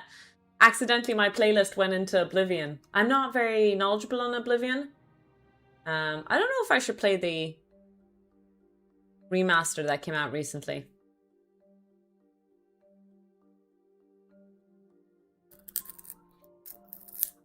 Yeah, the more I think about it, the more I'm not tempted to play Syntopia today. But I also don't want to start a new game. So what I'm thinking about playing this evening, because I was playing the music earlier, is... Oh, I love Surviving Mars. I always love to play Surviving Mars. But if we only have one stream, one session to play something, I would say... How do we feel about a round of FTL? Or Frostpunk? Oh, there's so many options. Maybe we'll do a vote. Give me suggestions. Something that we can play for 2-3 hours. Something maybe we've played before in the past. Oxygen Not Included is a good shout. FTL. Frostpunk. Yeah, I've played Minecraft before. I think I need to play it solo to enjoy it. 71 years is far too short a time to live among... Artemer, what are you doing? Stop it. I don't know half of you half as well as I should like, and I like less than half of you half as well Thank as you. deserve. Enjoy the rest of your Sunday. That is way too kind of you. Thank you so much for giving those gift subs. I hope so many of people enjoyed. Great usernames are getting them. Thank you so much. You're very, very kind.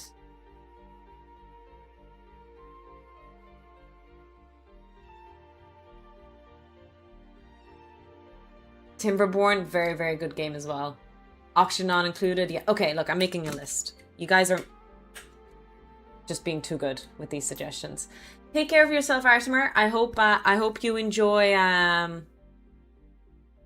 I hope you enjoyed the rest of your Sunday. And again, huge thank you for giving a follow, for giving a sub, for giving give subs. You're very, very kind. So, Unni, Frostpunk, FTL, Timberborn. What other suggestions were there? Medjay, no. No.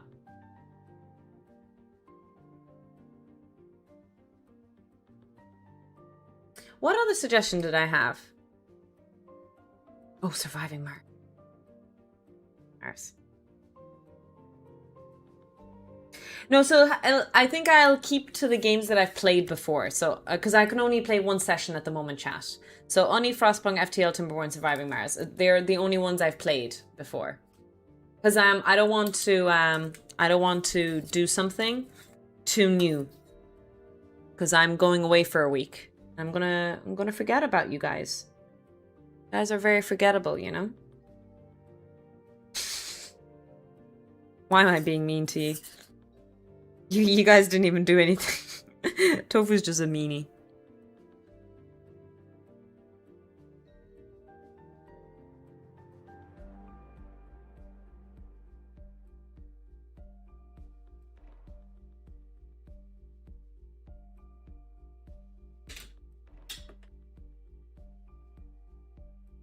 You played Journey? No! Ajay, did you recommend Journey before? I might make a poll. Not a Gamba, but a poll. What should Tofu play today? So, FTL, Surviving Mars, Frostpunk. Not Frostpunk 2, because I'm not very good at that game and I need to give it a proper bash. Unni? Not the DLC. I don't have the DLC. So, I'm being too cheap. Timberborn. Here we go. We'll set the vote for a long time. What's the longest option? Oh, 10 minutes? Shh. Not long at all. Anyways, chat, if you want to see me play a game today, and you want to choose which one, we have, not Hitman. No, Cobra. I would not be able to play Hitman. If you guys want to see me play a certain game, make sure to vote. I will play whatever game you guys end up choosing.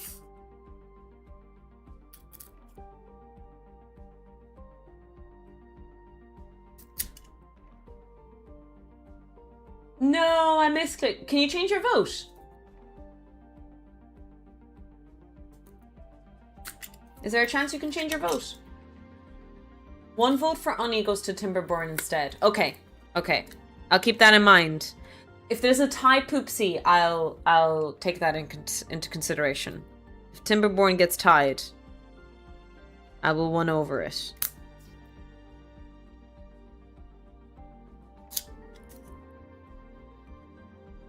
You know us Labras, we're going to have a clue and take over.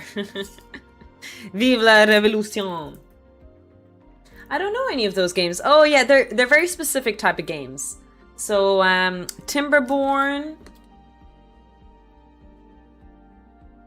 Frostpunk, and Surviving Mars are like survival city builders.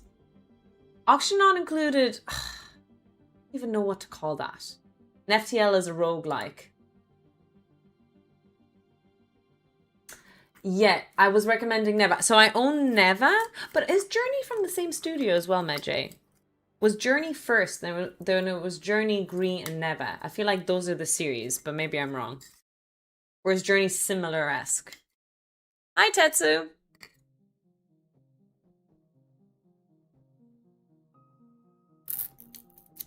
I need to get the vacuum cleaner. I made a big mess here.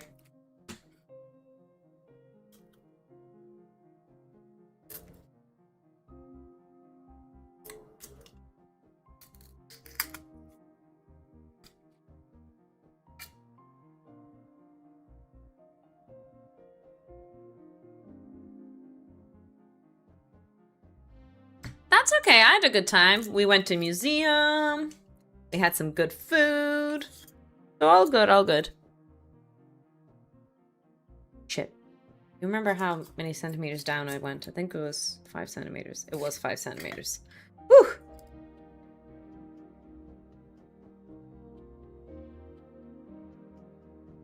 What's the elevator pitch for Timberborn? What does that mean, elevator pitch?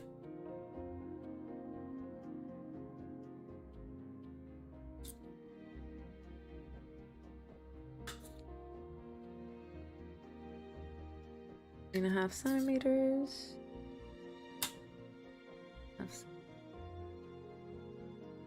About 2 centimeters in depth. Centimeters in depth. Okay. No, Journey's from a different sort, but it is also an awesome game. Fair enough. Last time I played the other game, not Gree, was when I did the 24-hour stream. It was the first day of 2024. And I thought it was my first time trying full-time streaming. And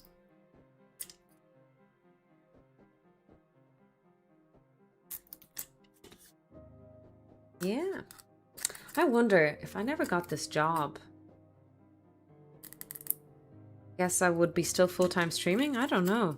Maybe I would have found a different job. Not sure. The butterfly effect can be quite interesting to reflect on. In some world, chat, I could be a full-time streamer.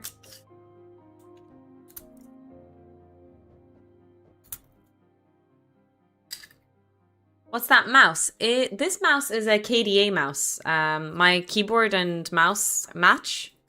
I used to be a League of Legends player, and most of the KDA girls I used to main.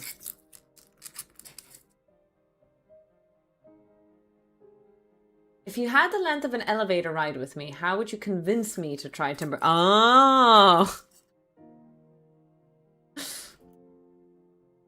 Fair enough, I don't know about it. Yeah, League of Legends from Riot Games. They make great music, by the way. Oh, cosplay costumes. That's really, really cool. Yeah, there's loads of cool cosplay artists out there who integrate electronics with their work. It's really cool, but I've never really been artistic in that way. Although my mom is a seamstress and designed our Halloween costumes. Maybe my mom and I would have made a great team. But you know what they say, don't start business with family. That still only counts as one.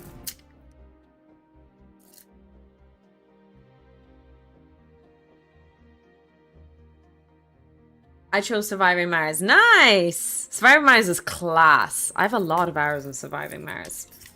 Let me see. How many hours do I have in Surviving Mars? I used to love that game so much. Occasionally I'll pick it up. And I have all the DLCs, if I'm not mistaken.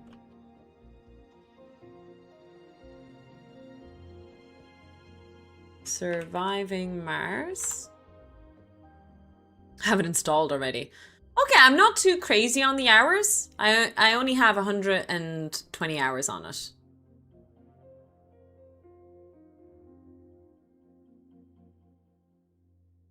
Oh, did I finish? I think I finished. Nice. Yeah, Surviving Mars is like a city builder survival thing on well, it's in the name. It's on Mars. It's a very good game, very addicting. Very chill. What I might do here is I might look at how to put all these parts together now. Because I'm going to maybe have to glue them together because I made a mess of things. Yeah, I need to get super glue ready, but the last time I used super glue, I stuck my fingers together. Might think, oh, that's funny. It's only funny when you're not the one who sticks their fingers together. Hey, Calva, I'm so glad you got a gift sub. Artemer was very, very kind. But yeah, please spam Jay's emotes to your heart content. We have so many new emotes, by the way. We have side-eye, Bambi side-eye. We have... what else do we have? We have fan.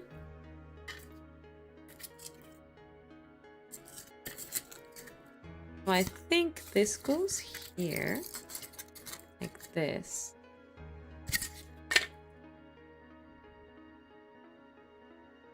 Yeah, I did this wrong.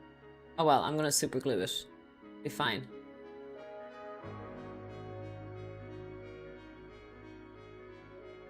Yeah, it'll be fine. I'll super glue the things together.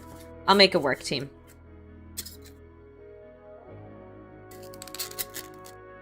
Oh, that's nice. I underdid this one.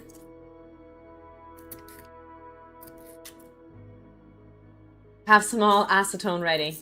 Hi, Woozy. This is a repair job of my first robot I made 1 year ago. This time 1 year ago. It's Bob. So we're repairing Bob, but before we repair him, it's been so long since I built him that I'm going to prototype him first again. So we are building Bob, which is a self-balancing robot.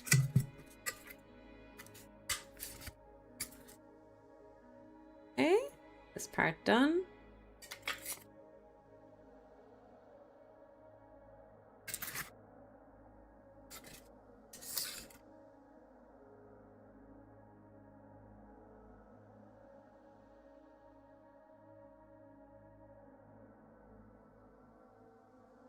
Weird, I've never really used super glue at work in my lab. I never build anything out of it. When we make tight seals, we don't tend to use it. I wonder if it... I suppose it's because I work with electrochemistry. It's not a good thing to use. I'm guessing it's not as stable. We've used other stuff. APAs on wax, parafilm. We use all these other kind of things. Create tight seals. O-rings. But never super glue. Didn't really think about that before. And it's not even a normal thing in engineering. Maybe I'm wrong. But the engineering meme is duct tape and... What's the engineering meme? What do all engineers have? Hey! Surviving Mars wins by a long shot. Alright. Hope you guys are ready to see my professional 120 hours of gameplay. You're going to be amazed. I really like the game because of the solar panels and the wind turbines. We might join Flat Mars Society as well.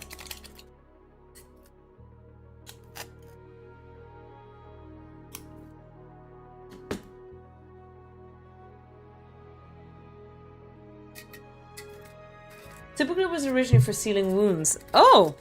Really? That sounds possibly not that health and safety. Cyanoacrylate off gases too much for most things, I think. Yeah, risk of contamination. I would assume so. That's why it's not used.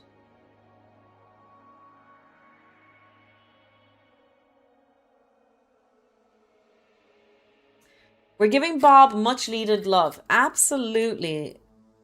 Miss, absolutely. So in case anyone's coming in at the moment, so this is what Bob looks like right now. As you can see, it doesn't look great. Poor Crather. So we're going to fix Bob. But as you can see, my proto board completely fell apart. So we're going to start by repairing his prototype body. We will eventually go for a what's the word? We will eventually go for a permanent 3D printed build, but before we 3D print, we need to prototype. Bob's current compact design.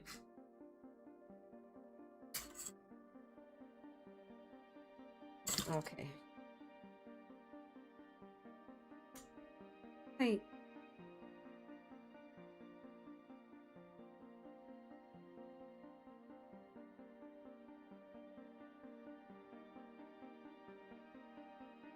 It's foam, yeah.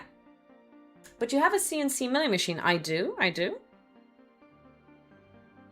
But to use the CNC milling machine, I need material.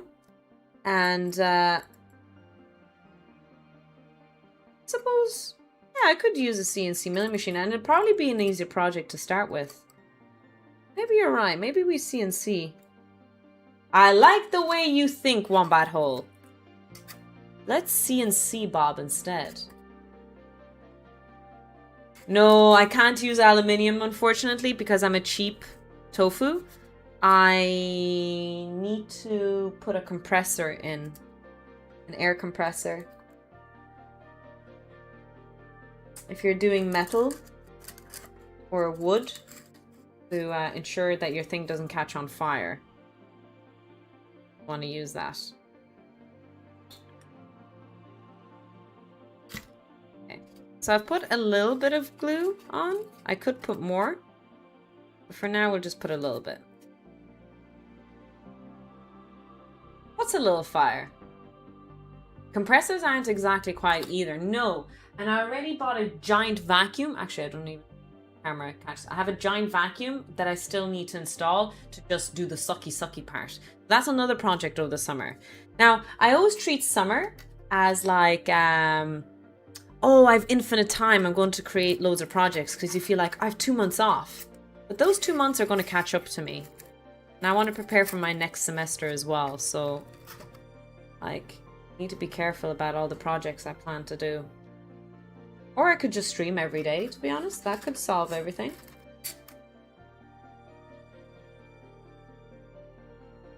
Ah, Elmer's glue. Nice. I wish her best of luck with her dragon costume.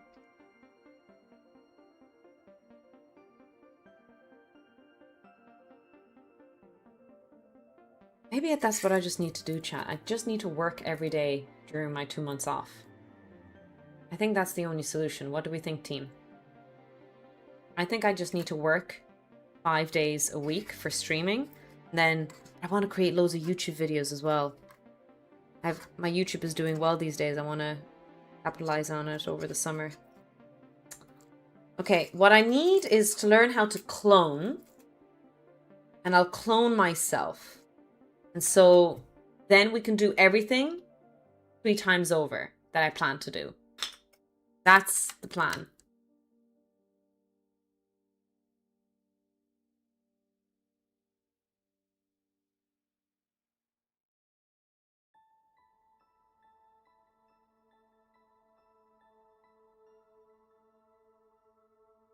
Okay. That should be firm enough for the prototype. All right. We've built Bob's frame. Let's go. Does anyone remember the lore as to why it's Bob? I don't remember why we called him Bob. But she'll be a bit... Oh yeah, I forgot. If you clone someone, it takes a while for them to be adults. Oh shit, I didn't think of that. I have to raise her and everything.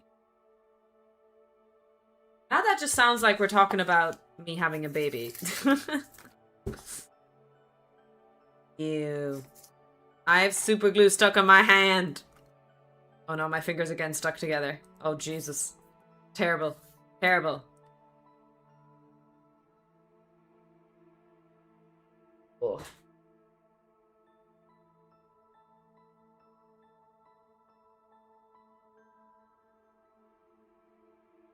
Super glue.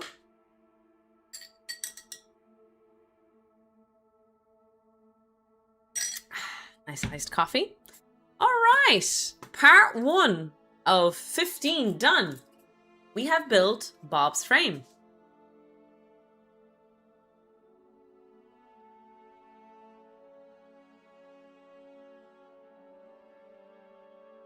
Look on the bright side. It'll be better for swimming.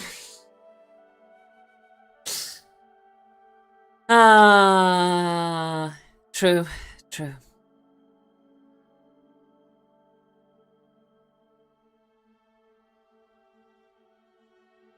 So we're going to need a hole as well, but I feel like that's the least important part of our project at the moment. But we could pierce a hole already. So the reason why we need a hole is we need to shove in our wheels later. Wheels got to go in there. Sounds like a suggestion I'd make. Whenever someone asks me for a name, I usually use Bob. Yeah, You're right. If you had to come up with a name, I like Bob. Just the name that stuck.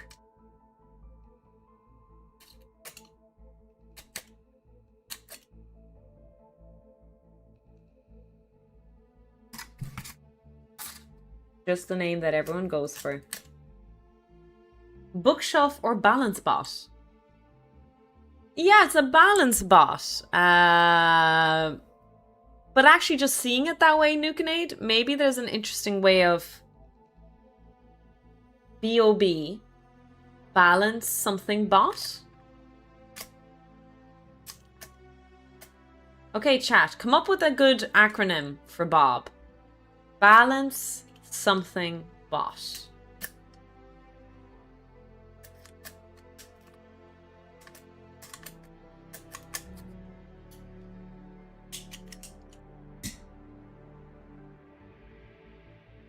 Balance-o-bot. Ah, that's pretty good. That's simple and good. I actually like that.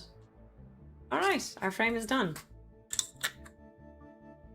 Does it not bob from one side to... Oh yeah, it's crazy Bobby. I have a Instagram video pinned on my socials of Bob. I'll show you. Tiny toxic tofu.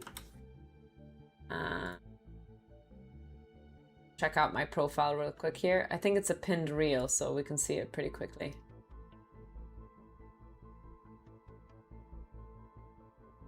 There you go.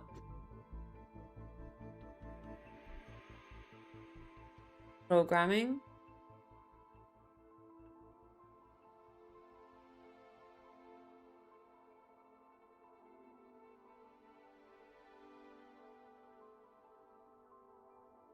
And look at it. Ah. Try that again.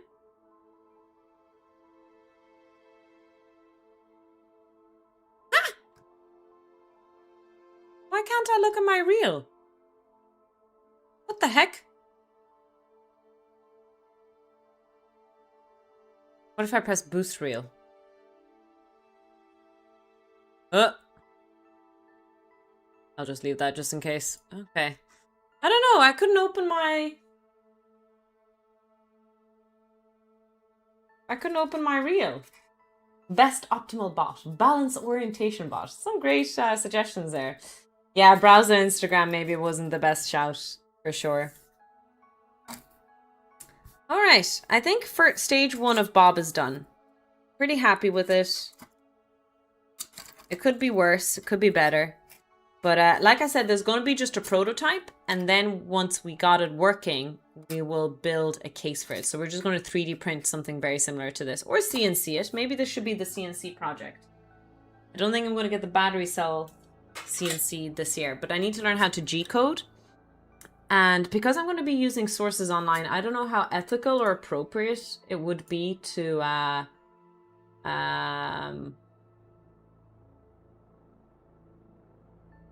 to do that on stream. Like, I'm okay with sharing how silly I am and how slow I am to learn. I'm not embarrassed about that. But what I'm concerned about is using online resources and technically being monetized.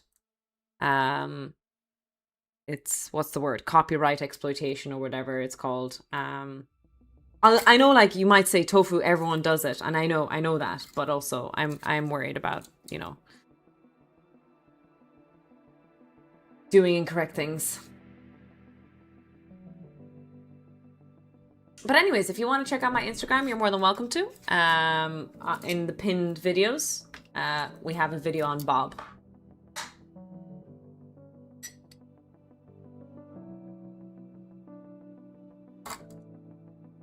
Exactly, we try to stay legal. If all the kids jumped off a bridge, would you jump off a bridge? Yeah. I understand, matey, that technically I'm not... Like, I know that I do it with good intention. Does that make sense? That I'm not doing this to make mass profit.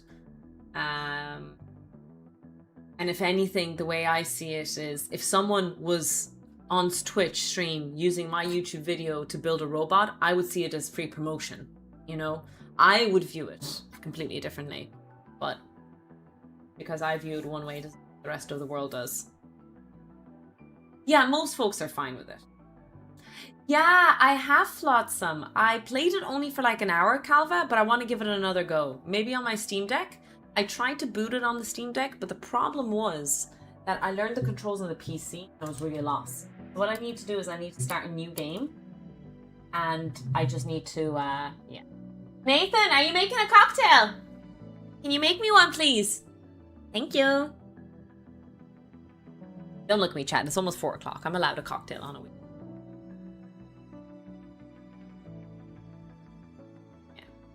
We just have to be careful again with the legality. Even though, like, I still don't get it because there's so many YouTubers and Twitch streamers. Some of the biggest Twitch streamers do this.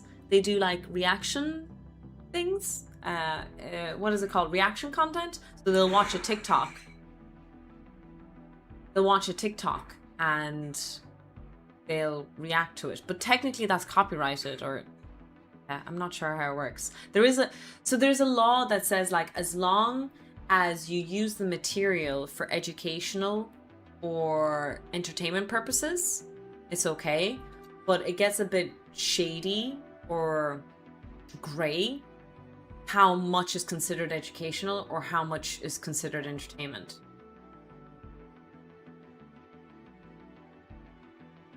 Yeah, the copyright law is a bit weird. It is. Tofu can smell cocktails the same way Bunzo smells streets. And they call it a mine. Oh, mine. Slayer, thank you so much for the 12 months. 1 whole year. Oh my days. Thank you so much. You've been here way, way longer than a year. But thank you so much for this sub. Really appreciate it.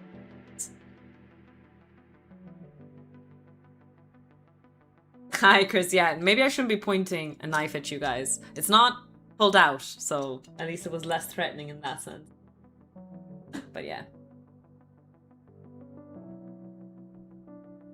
So what you're saying is, it might not be okay to download other people's videos on a channel. Yeah, I don't think that sounds okay at all. Are we doing something, small bread? Hello, doctor. Hello, Hantak. Welcome in, welcome in.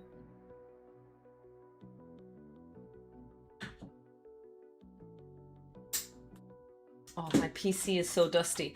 Do you know what I invested in? That's been great. I made out of... No worries, small bread, yeah. I bought this kit. It's a PC cleaning kit. It's very, very good. But one of the things that comes with a PC cleaning fit is a air pressure thing. It's a fan, basically. Very, very good. It cleaned my PC really well, but it gets dusty very easily.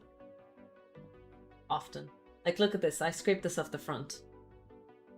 Okay, to be fair, the last time I cleaned my PC was a month ago. Thank you. Much. That's a lot of dust.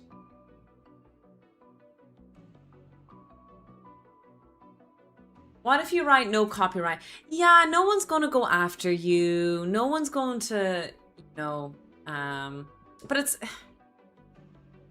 I feel like I have to always be conscious of this now that I'm an adult. Or like I'm considered an adult. Some of us are adults, but I'm an adult in the sense that, you know, I'm a lecturer. I have students who look up to me. I represent, you know, the scientific field, and yeah, I need to be a model citizen. You are adult. What's adult? Oh, I get it now. Lol. Sorry. Oh, electric dusters. There we go. It is a limoncello. Yes, Mob Farmer. It is a limoncello. You're right. It's one of our favorite cocktails now.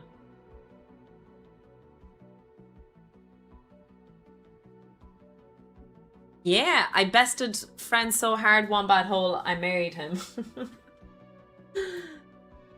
It was Nathan who brought it for me.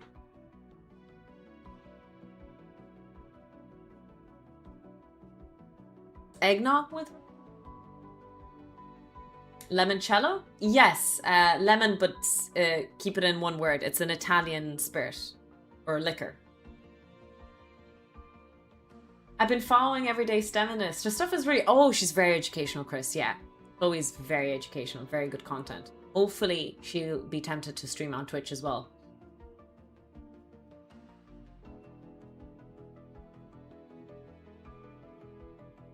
Yeah, a lot of this stuff, Calva, with the copyright thing is that you never win. The thing is, I could do most of the stuff that I do and it will be purely educational. Like, you can't... I would say I'm very, very obviously an educational channel. But if I show a YouTube video and someone decides to flag me and I say, look, I'm an educational channel and I followed the law of the thing, they could still take me to court and it would cost money. And who wants that? Why would you want that? So, you know what? To save everyone a headache, just don't do it. Exactly.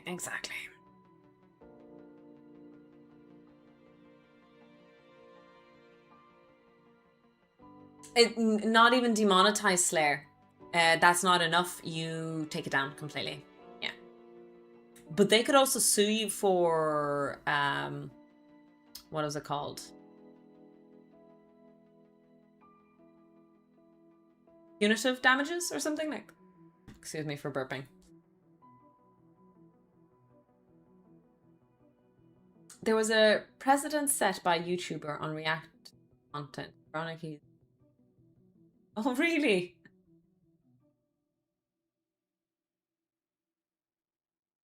Yeah, the automation stuff is crazy. I have 3 videos taken down on TikTok of my audio. It's my voice. It's my original content of me teaching physics. And someone, because AI flagged it, they just automatically copyrighted to take money from me.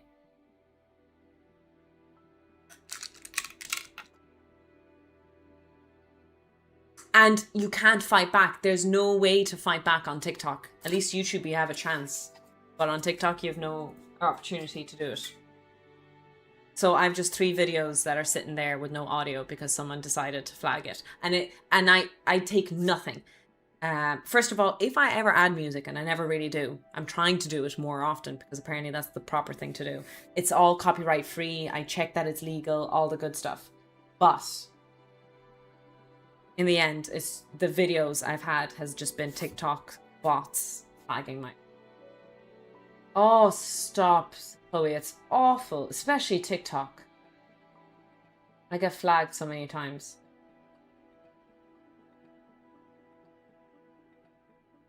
Taking a teacher to court after she spent her whole paycheck on...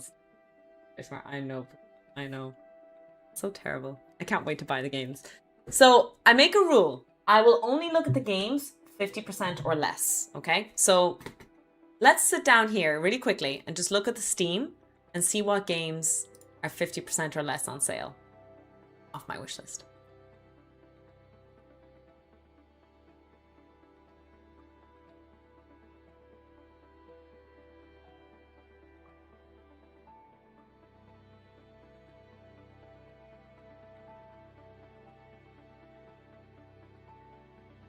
Oh, sorry.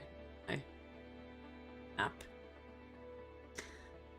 Just look at the front page. Is there anything interesting? Power. Oh my god, there's a Borderlands 4? I don't remember that. Jeez Louise. City Skylines 30% off. Aliens and anti-vaxxers. Oh my god. That sounds amazing. Going to our wish list. Here we go. Hi, Cosmic Naps. I don't have money yet. I just will add them to my cart. But once I get my paycheck in 2 days' time, I'll buy them. Are we shopping yet? We going get in, Father Dougal. We're getting shopping. We're going shop. Oh, I fucked up the figure speed.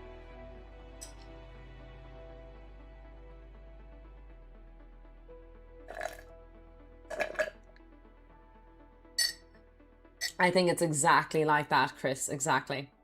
So I know Coraline. So Coraline is a good friend of mine here on Twitch. She's streaming at the moment. She uploaded a couple of YouTube videos in the past. And someone copyright struck them. Completely unfairly, because it was the game that was copyrighted. And it's her video of her playing the game. And can't copyright. Yeah, anyways. But because YouTube automatically struck it, because of the cutscenes being the exact same. Anyways, the guy claimed her videos. Copywrote her to no end. It was awful.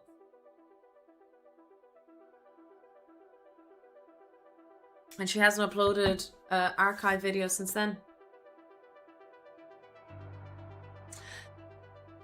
Little Miss, thank you so much, but that is way too much. Number one. Number two, I still have to wait for the paycheck. But thank you so much again for $20. But honestly, there's no need to donate so much to this channel. Very, very kind of you. All the donos will go back to the stream in some shape, way, or form, as they always do. But take care of yourself and Jenny, as always, a priority.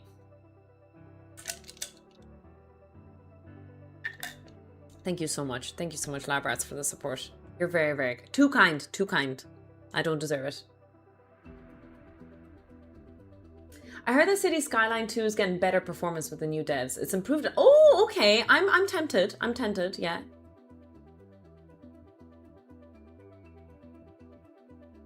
What's OOOFT?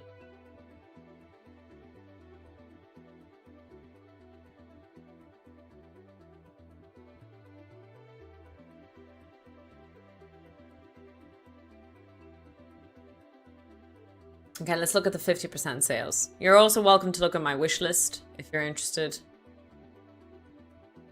I have weird games.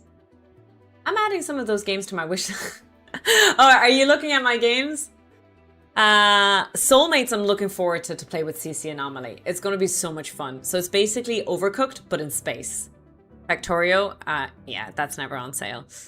Rise of the Fiend is an Irish lore-based game, so I would love to play it. Rise of Piracy is designed by an Irish game dev. Outbound looks fun. It was released recently. Yeah. Welcome to Brightville. Yeah, it was an interesting game. Last of Us.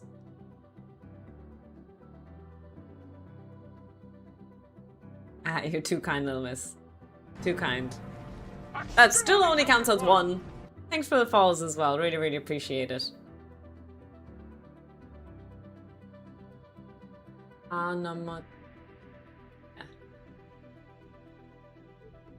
Oh, I get it now. Sorry. Thanks for explaining it to me. I think I own Space Engineers, Willie Ken. I could be wrong, but I think I already own Space Engineers. Life Below looked very cute. It got recently released. Hi, Somo. This is a cool game. I'm looking forward to this. This is interesting. So it's a space whale. We get to be a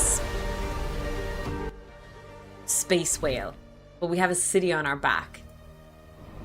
Isn't that cool? Blah!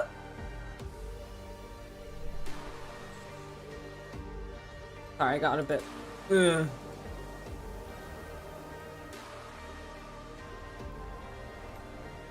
So we build a city on the back of a space whale. I really love the concept. The Expanse. Last Care. I'm not going to be tempted with early access. There's so many games that are already released full access, so I'd rather buy them. Some of these games are for me, but some of these games are for stream, you know? There's games that I'll play on stream, and there's some games that I'll play personally. Oh, can't wait for Ontos. Might play this game on release, by the way. I'm going to keep, if chat can keep an eye out on the release date once it gets announced, I think I'll play Ontos on release. The first game is, it's not a proper prequel, I think, but what is it called again? Somos? Somo? Soma, sorry. Soma was the first game of this series. Amazing. Absolutely amazing. It bothered me so I think I cried. It wasn't even like a sad game, but it was so mind-bendingly heartbreaking. It was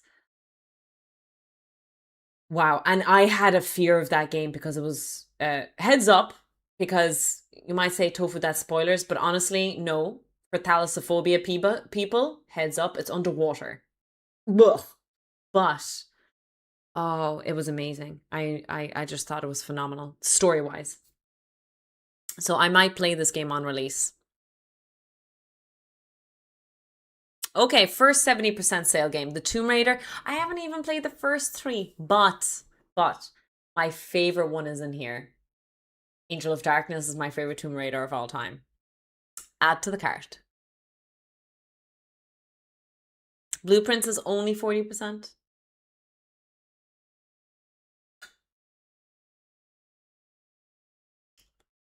Postionomics. I played it for a while. I liked it a lot. Postionomics.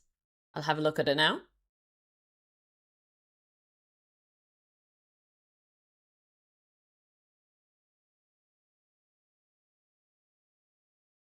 Oh, V Rising is off. 55%.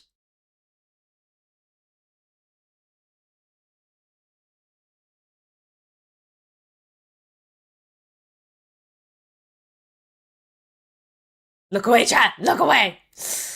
I mean, €2. 2 freaking lads, this game cost a bag of chewing gum. A packet of chewing gum.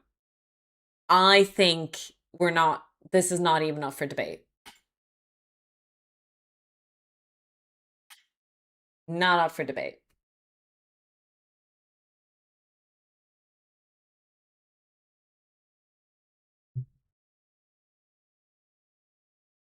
With Prime wait, I have Prime Gaming. Maybe I have those games already. I usually turn them in. I'm such a big fan of Steam though, having everything on Steam. Can't wait for Frostpunk 1886. Oh my god, I can't wait. I can't wait. Also a game I will probably play on release. I don't tend to play games on release. Like, I'm a hardcore Resident Evil fan, but I didn't play Resident Evil Requiem on release. Very suspicious of me. Oh, The Crust is 40% off. It's an early access game though. I have put Mixtape on my wish list. I am tempted. Yeah.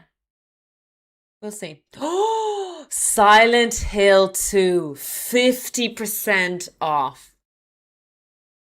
So the reason this is on my wish list, don't judge me, is because I'm preparing for Halloween. I'm preparing for charity streams. I'm preparing for bullshit that chat will put me through. Basically, for entertainment purposes, I play horror games for the enjoyment of my community. My lab rats enjoy to witness their overlord suffer.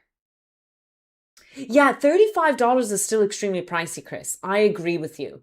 I still think that's too expensive. Even though 50% is huge.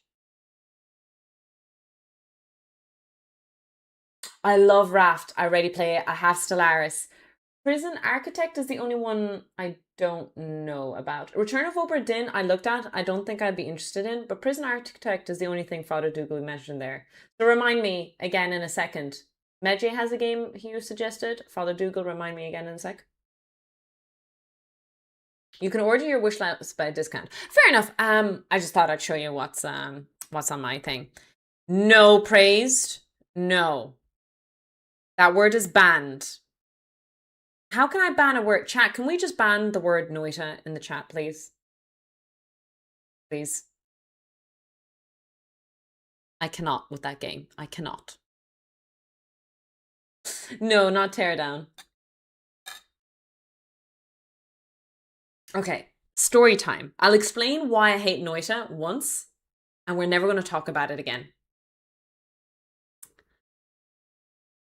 But I think it was this time last year, I did a charity stream and I should do one soon.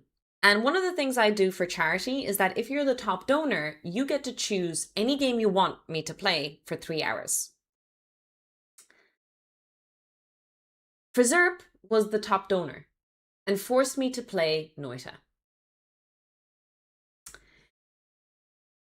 I hate rogue games. Now I've changed since then. I've played FTL and I've played what's that sheep game? Cult of the Lamb. They're amazing games. But Noita, I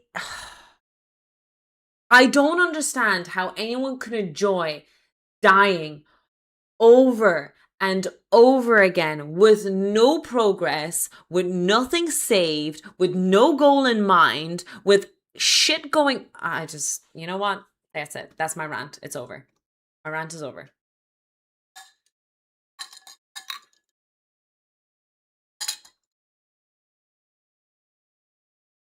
I did the Starship Simulator demo, Anakin. Yes, I did.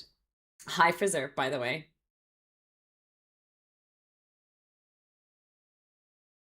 You see, no. Hi, Conrad. You see, you say no roguelike, but like I said, Cult of the Lamb was awesome. FTL, so good. I love FTL. But yeah, I don't know. Not every game is for me. Until Dawn is also $35. Now, I don't think I'm going to buy it. Here's my defense. I've played Until Dawn on Nathan's PlayStation. And I only bought it for the sake of chat again. So Silent Hill 2 and Until Dawn is for torture reasons only. So even though it's 50% off, €35 is still a lot of money. That's like way too much. I'm going to put it on hold. Also another game to torture myself with. Chat.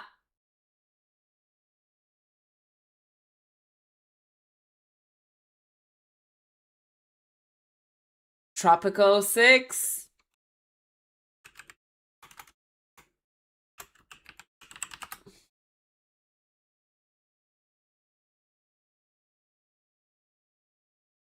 Goes on the list.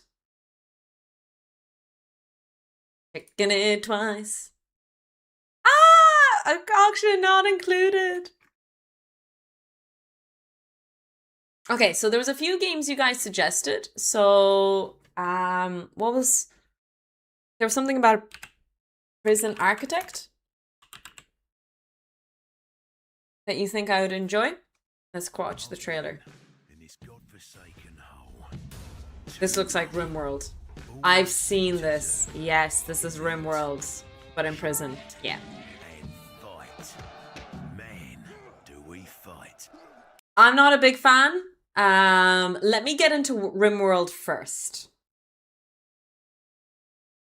Space Engineers, I think are already owned, by the way. In library, yeah. I already own Space Engineers. I just never played it. Maybe something to play. Potionomics.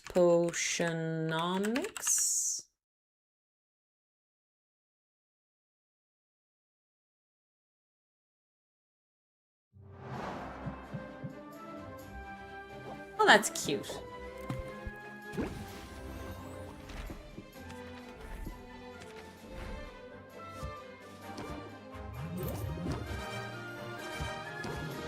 These kind of games are always cute. Again, it's one of those games that I would never play on stream, though. I would play it only for myself.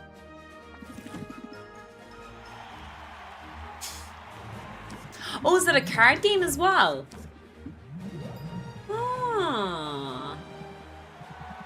Very good at card games. I feel like I need to get into them.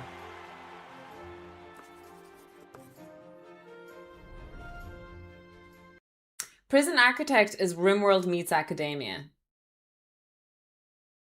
Wait, use of alcohol and crude humor? Sign me up.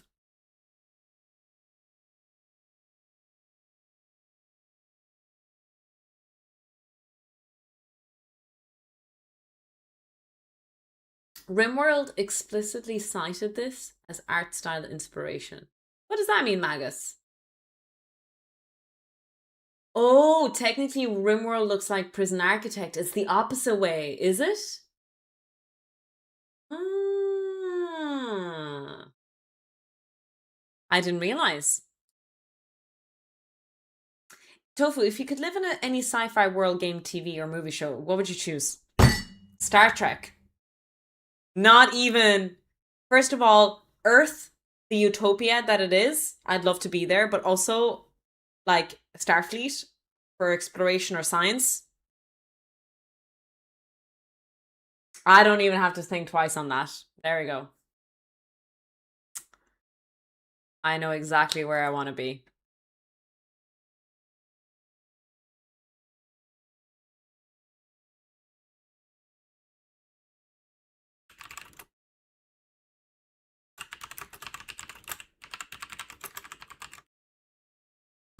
I changed the title of the stream, Can Tofu Survive Mars? But I changed it accidentally to Can Tofu Survive Marks? So how many marks? Oh, hi, Mark. So I don't own the relaunch, by the way. I'm playing the OG, and it looks like not a single person is streaming this game. We're going to be the only ones. Would a utopia make you happy, though? If I'm in the Starfleet, I think so. The idea of prosperity from a pure research and science and exploration perspective would excite me. Yes, it would be happy.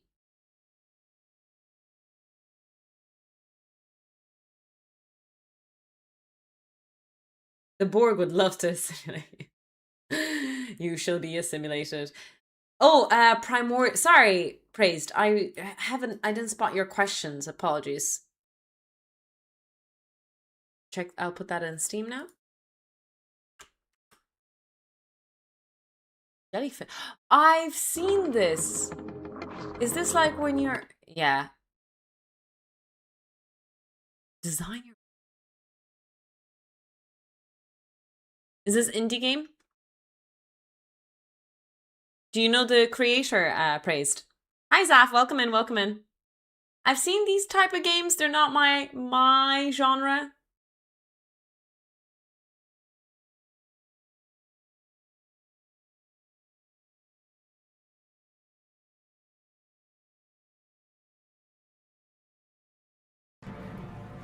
Wrong chat. Hi, Mask. The concept of a federation makes me uncomfortable these days. Yeah, it's actually interesting to reflect. We talk about Star Trek being amazing, it's utopia, and everyone is great. But the reality of it is that for a federation to exist and to come into power, it very much has to be at some point a brute force takeover. Yeah. There is no system in place politically that will ever be good and happy across the board. So no matter what system you take into place, it's going to be not great for everyone. So it's always about choosing the lesser evil. In the way I see it, I'm just going to see it very black and white. It's about choosing the lesser evil. It's about what caters for the majority. What else can you do? You mean on Earth? Yes, yes. Yeah. But it's really interesting to think about. I'm always a big fan of the idea that alien invasion is the thing that will bring humanity together. But as you guys know, I'm reading the Three Body Problem series. I'll try not to delve into too much, but it's so amazing to look into the sociology and the psychology of mankind as a whole, of how technological advancement is going to differ with nations and civilizations and years and the politics that's involved, and that's not necessarily going to be true. And yeah, it's a fun thought experiment, if that makes sense.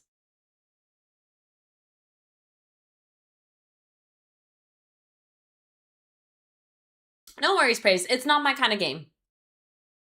When I say I like physics games, I think a lot of people misunderstand when I like physics games, because I get messaged some games and it's like, this game has sound physics. That's not what I mean when I say I like physics games. Or when they have the physics tag, it's not exactly that. I like games with sci-fi lore, and concepts and ideas of physics that can be explored. And the perfect game that I always talk about is Oxygen Not Included. It's not perfect in terms of physics, it's not meant to be, but it has amazing conceptual physics ideas in there, which I think is great.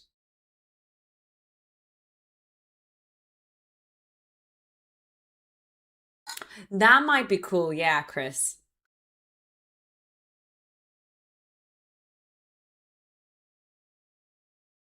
All right, what I might do is I might go for a pee break. And when we come back, how many of you all lab rats are ready to colonize Mars with me? Hmm? Are any of us ready to survive Mars? If aliens do an invasion, it's going to be like the big roller scene from Austin Powers, slowly seeming getting closer. Yeah. Maybe we deserve to be invaded by aliens. I see a great potential to die on Mars. All right, lab rats, we'll take a quick break, and when we come back, I hope you'll join me in the colonization of Mars. Little Miss, Cobra, and everyone else on YouTube, thank you so much for hanging out. Thank you so much for extensive financial support today. Way too kind. Way too kind. Always take care of yourself. Prioritize yourself. Only whatever is left over should be going to. Really appreciate it regardless. I'll see you guys in a few bits. And bye-bye, YouTube. A bit of guesswork here, but we were able to calculate that the height of his trajectory of launch was roughly about 20 meters from the surface of the ground, and the angle looked roughly 30 degrees. Also, nicely 30 degrees makes the maths a little bit easier. Resolving these vectors, we were able to find that his y component is 22.5 meters per second, and his x component is 39 meters per second. Finally, what we really want to do is find out the height upwards he launched, so that we know his total height when he reaches the ground. How far did he actually have to fall, and if there was any chance of survivability. The only thing that is opposing him is gravity, 9.81 meters per second squared. Using the y trajectory calculations, we were able to determine that he was flung into the air about 25 meters. So he has 25.9 meters to come down, on top of the 20 meters of the height of the windmill. Adding those things together, that is 45.9 meters. That is a very large story building apartment block thing to jump from. That's really, really high. His velocity on impact, we can also calculate, was 30 meters per second. From this, we can actually calculate his momentum. Momentum is equal to mass times volume. We know what the average mass of a gnome is, or you can go into his details and his stats. We found it to be roughly 35, and so his momentum was 1,050 kilograms meters per second. The conclusion of this video is I take no responsibility for Barkus's death, because chances are he was probably dead on the windmill. Yeah. To anyone who doesn't know me, I am a physicist from Ireland, and I play video games on Twitch and try to make physics educational and relatable. So if you have any ideas, or if you're interested in hanging out, make sure to come out and hang live with me on Twitch. Take care of yourself and don't pull the lever. Pull the lever, Kronk. One of the big problems about studying physics is that when you study physics, sometimes you get into the theory and the mathematics too much, and pretty much you can't really figure out how to really apply it to real life. And so application is very important, and this is the video for you. This is a study of kinetics, specifically projectile motion, and we will be using a very important scene from Lord of the Rings where we basically toss a dwarf. Don't tell the elf. Not a word. Projectile motion is basically when an object is following a parabolic or curved path. And the reason it does this usually in all of these examples is because gravity is a very, very rude thing. Before Newton discovered gravity, we were all having so much fun. Jokes aside. The thing that makes projectile motion slightly awkward than normal kinematics that you might have encountered is the fact that things happen at angles. And basically what we have to do now is decipher these angles into x and y components, horizontal and vertical. The description of the scene of The Lord of the Rings is basically Aragorn tossing Gimli across. We don't tell the elf. And there's a massive gap that he has to get across, but also the gap or the layer where the orcs are is slightly lower level. So there's a few approximations we have to make. Our goal here is to calculate how far across Gimli got yeeted, but also how long he was in the air. The first thing we estimate is the speed that Gimli is at, and we did a couple of things on my live Twitch stream to calculate this. Some of the things included calculating frames per second. Others did estimation of distance traveled per second, but basically we came up with 4 meters per second. The angle at which he was yeeted looked roughly 45-degree angle, and this is a chef's kiss of an angle to choose because this is the ideal angle to throw something usually. In this example, Gimli is being tossed at 4 meters per second and at an angle of 45 degrees. There is, however, also the issue that the level where Gimli is at and where the orcs are, there's a bit of a gap. And looking at the video over and over again, and again, estimations and conversations via my Twitch chat, we confirmed and believe that it was roughly 1 Gimli. This is a standard unit of measurement, and you cannot argue against me on this.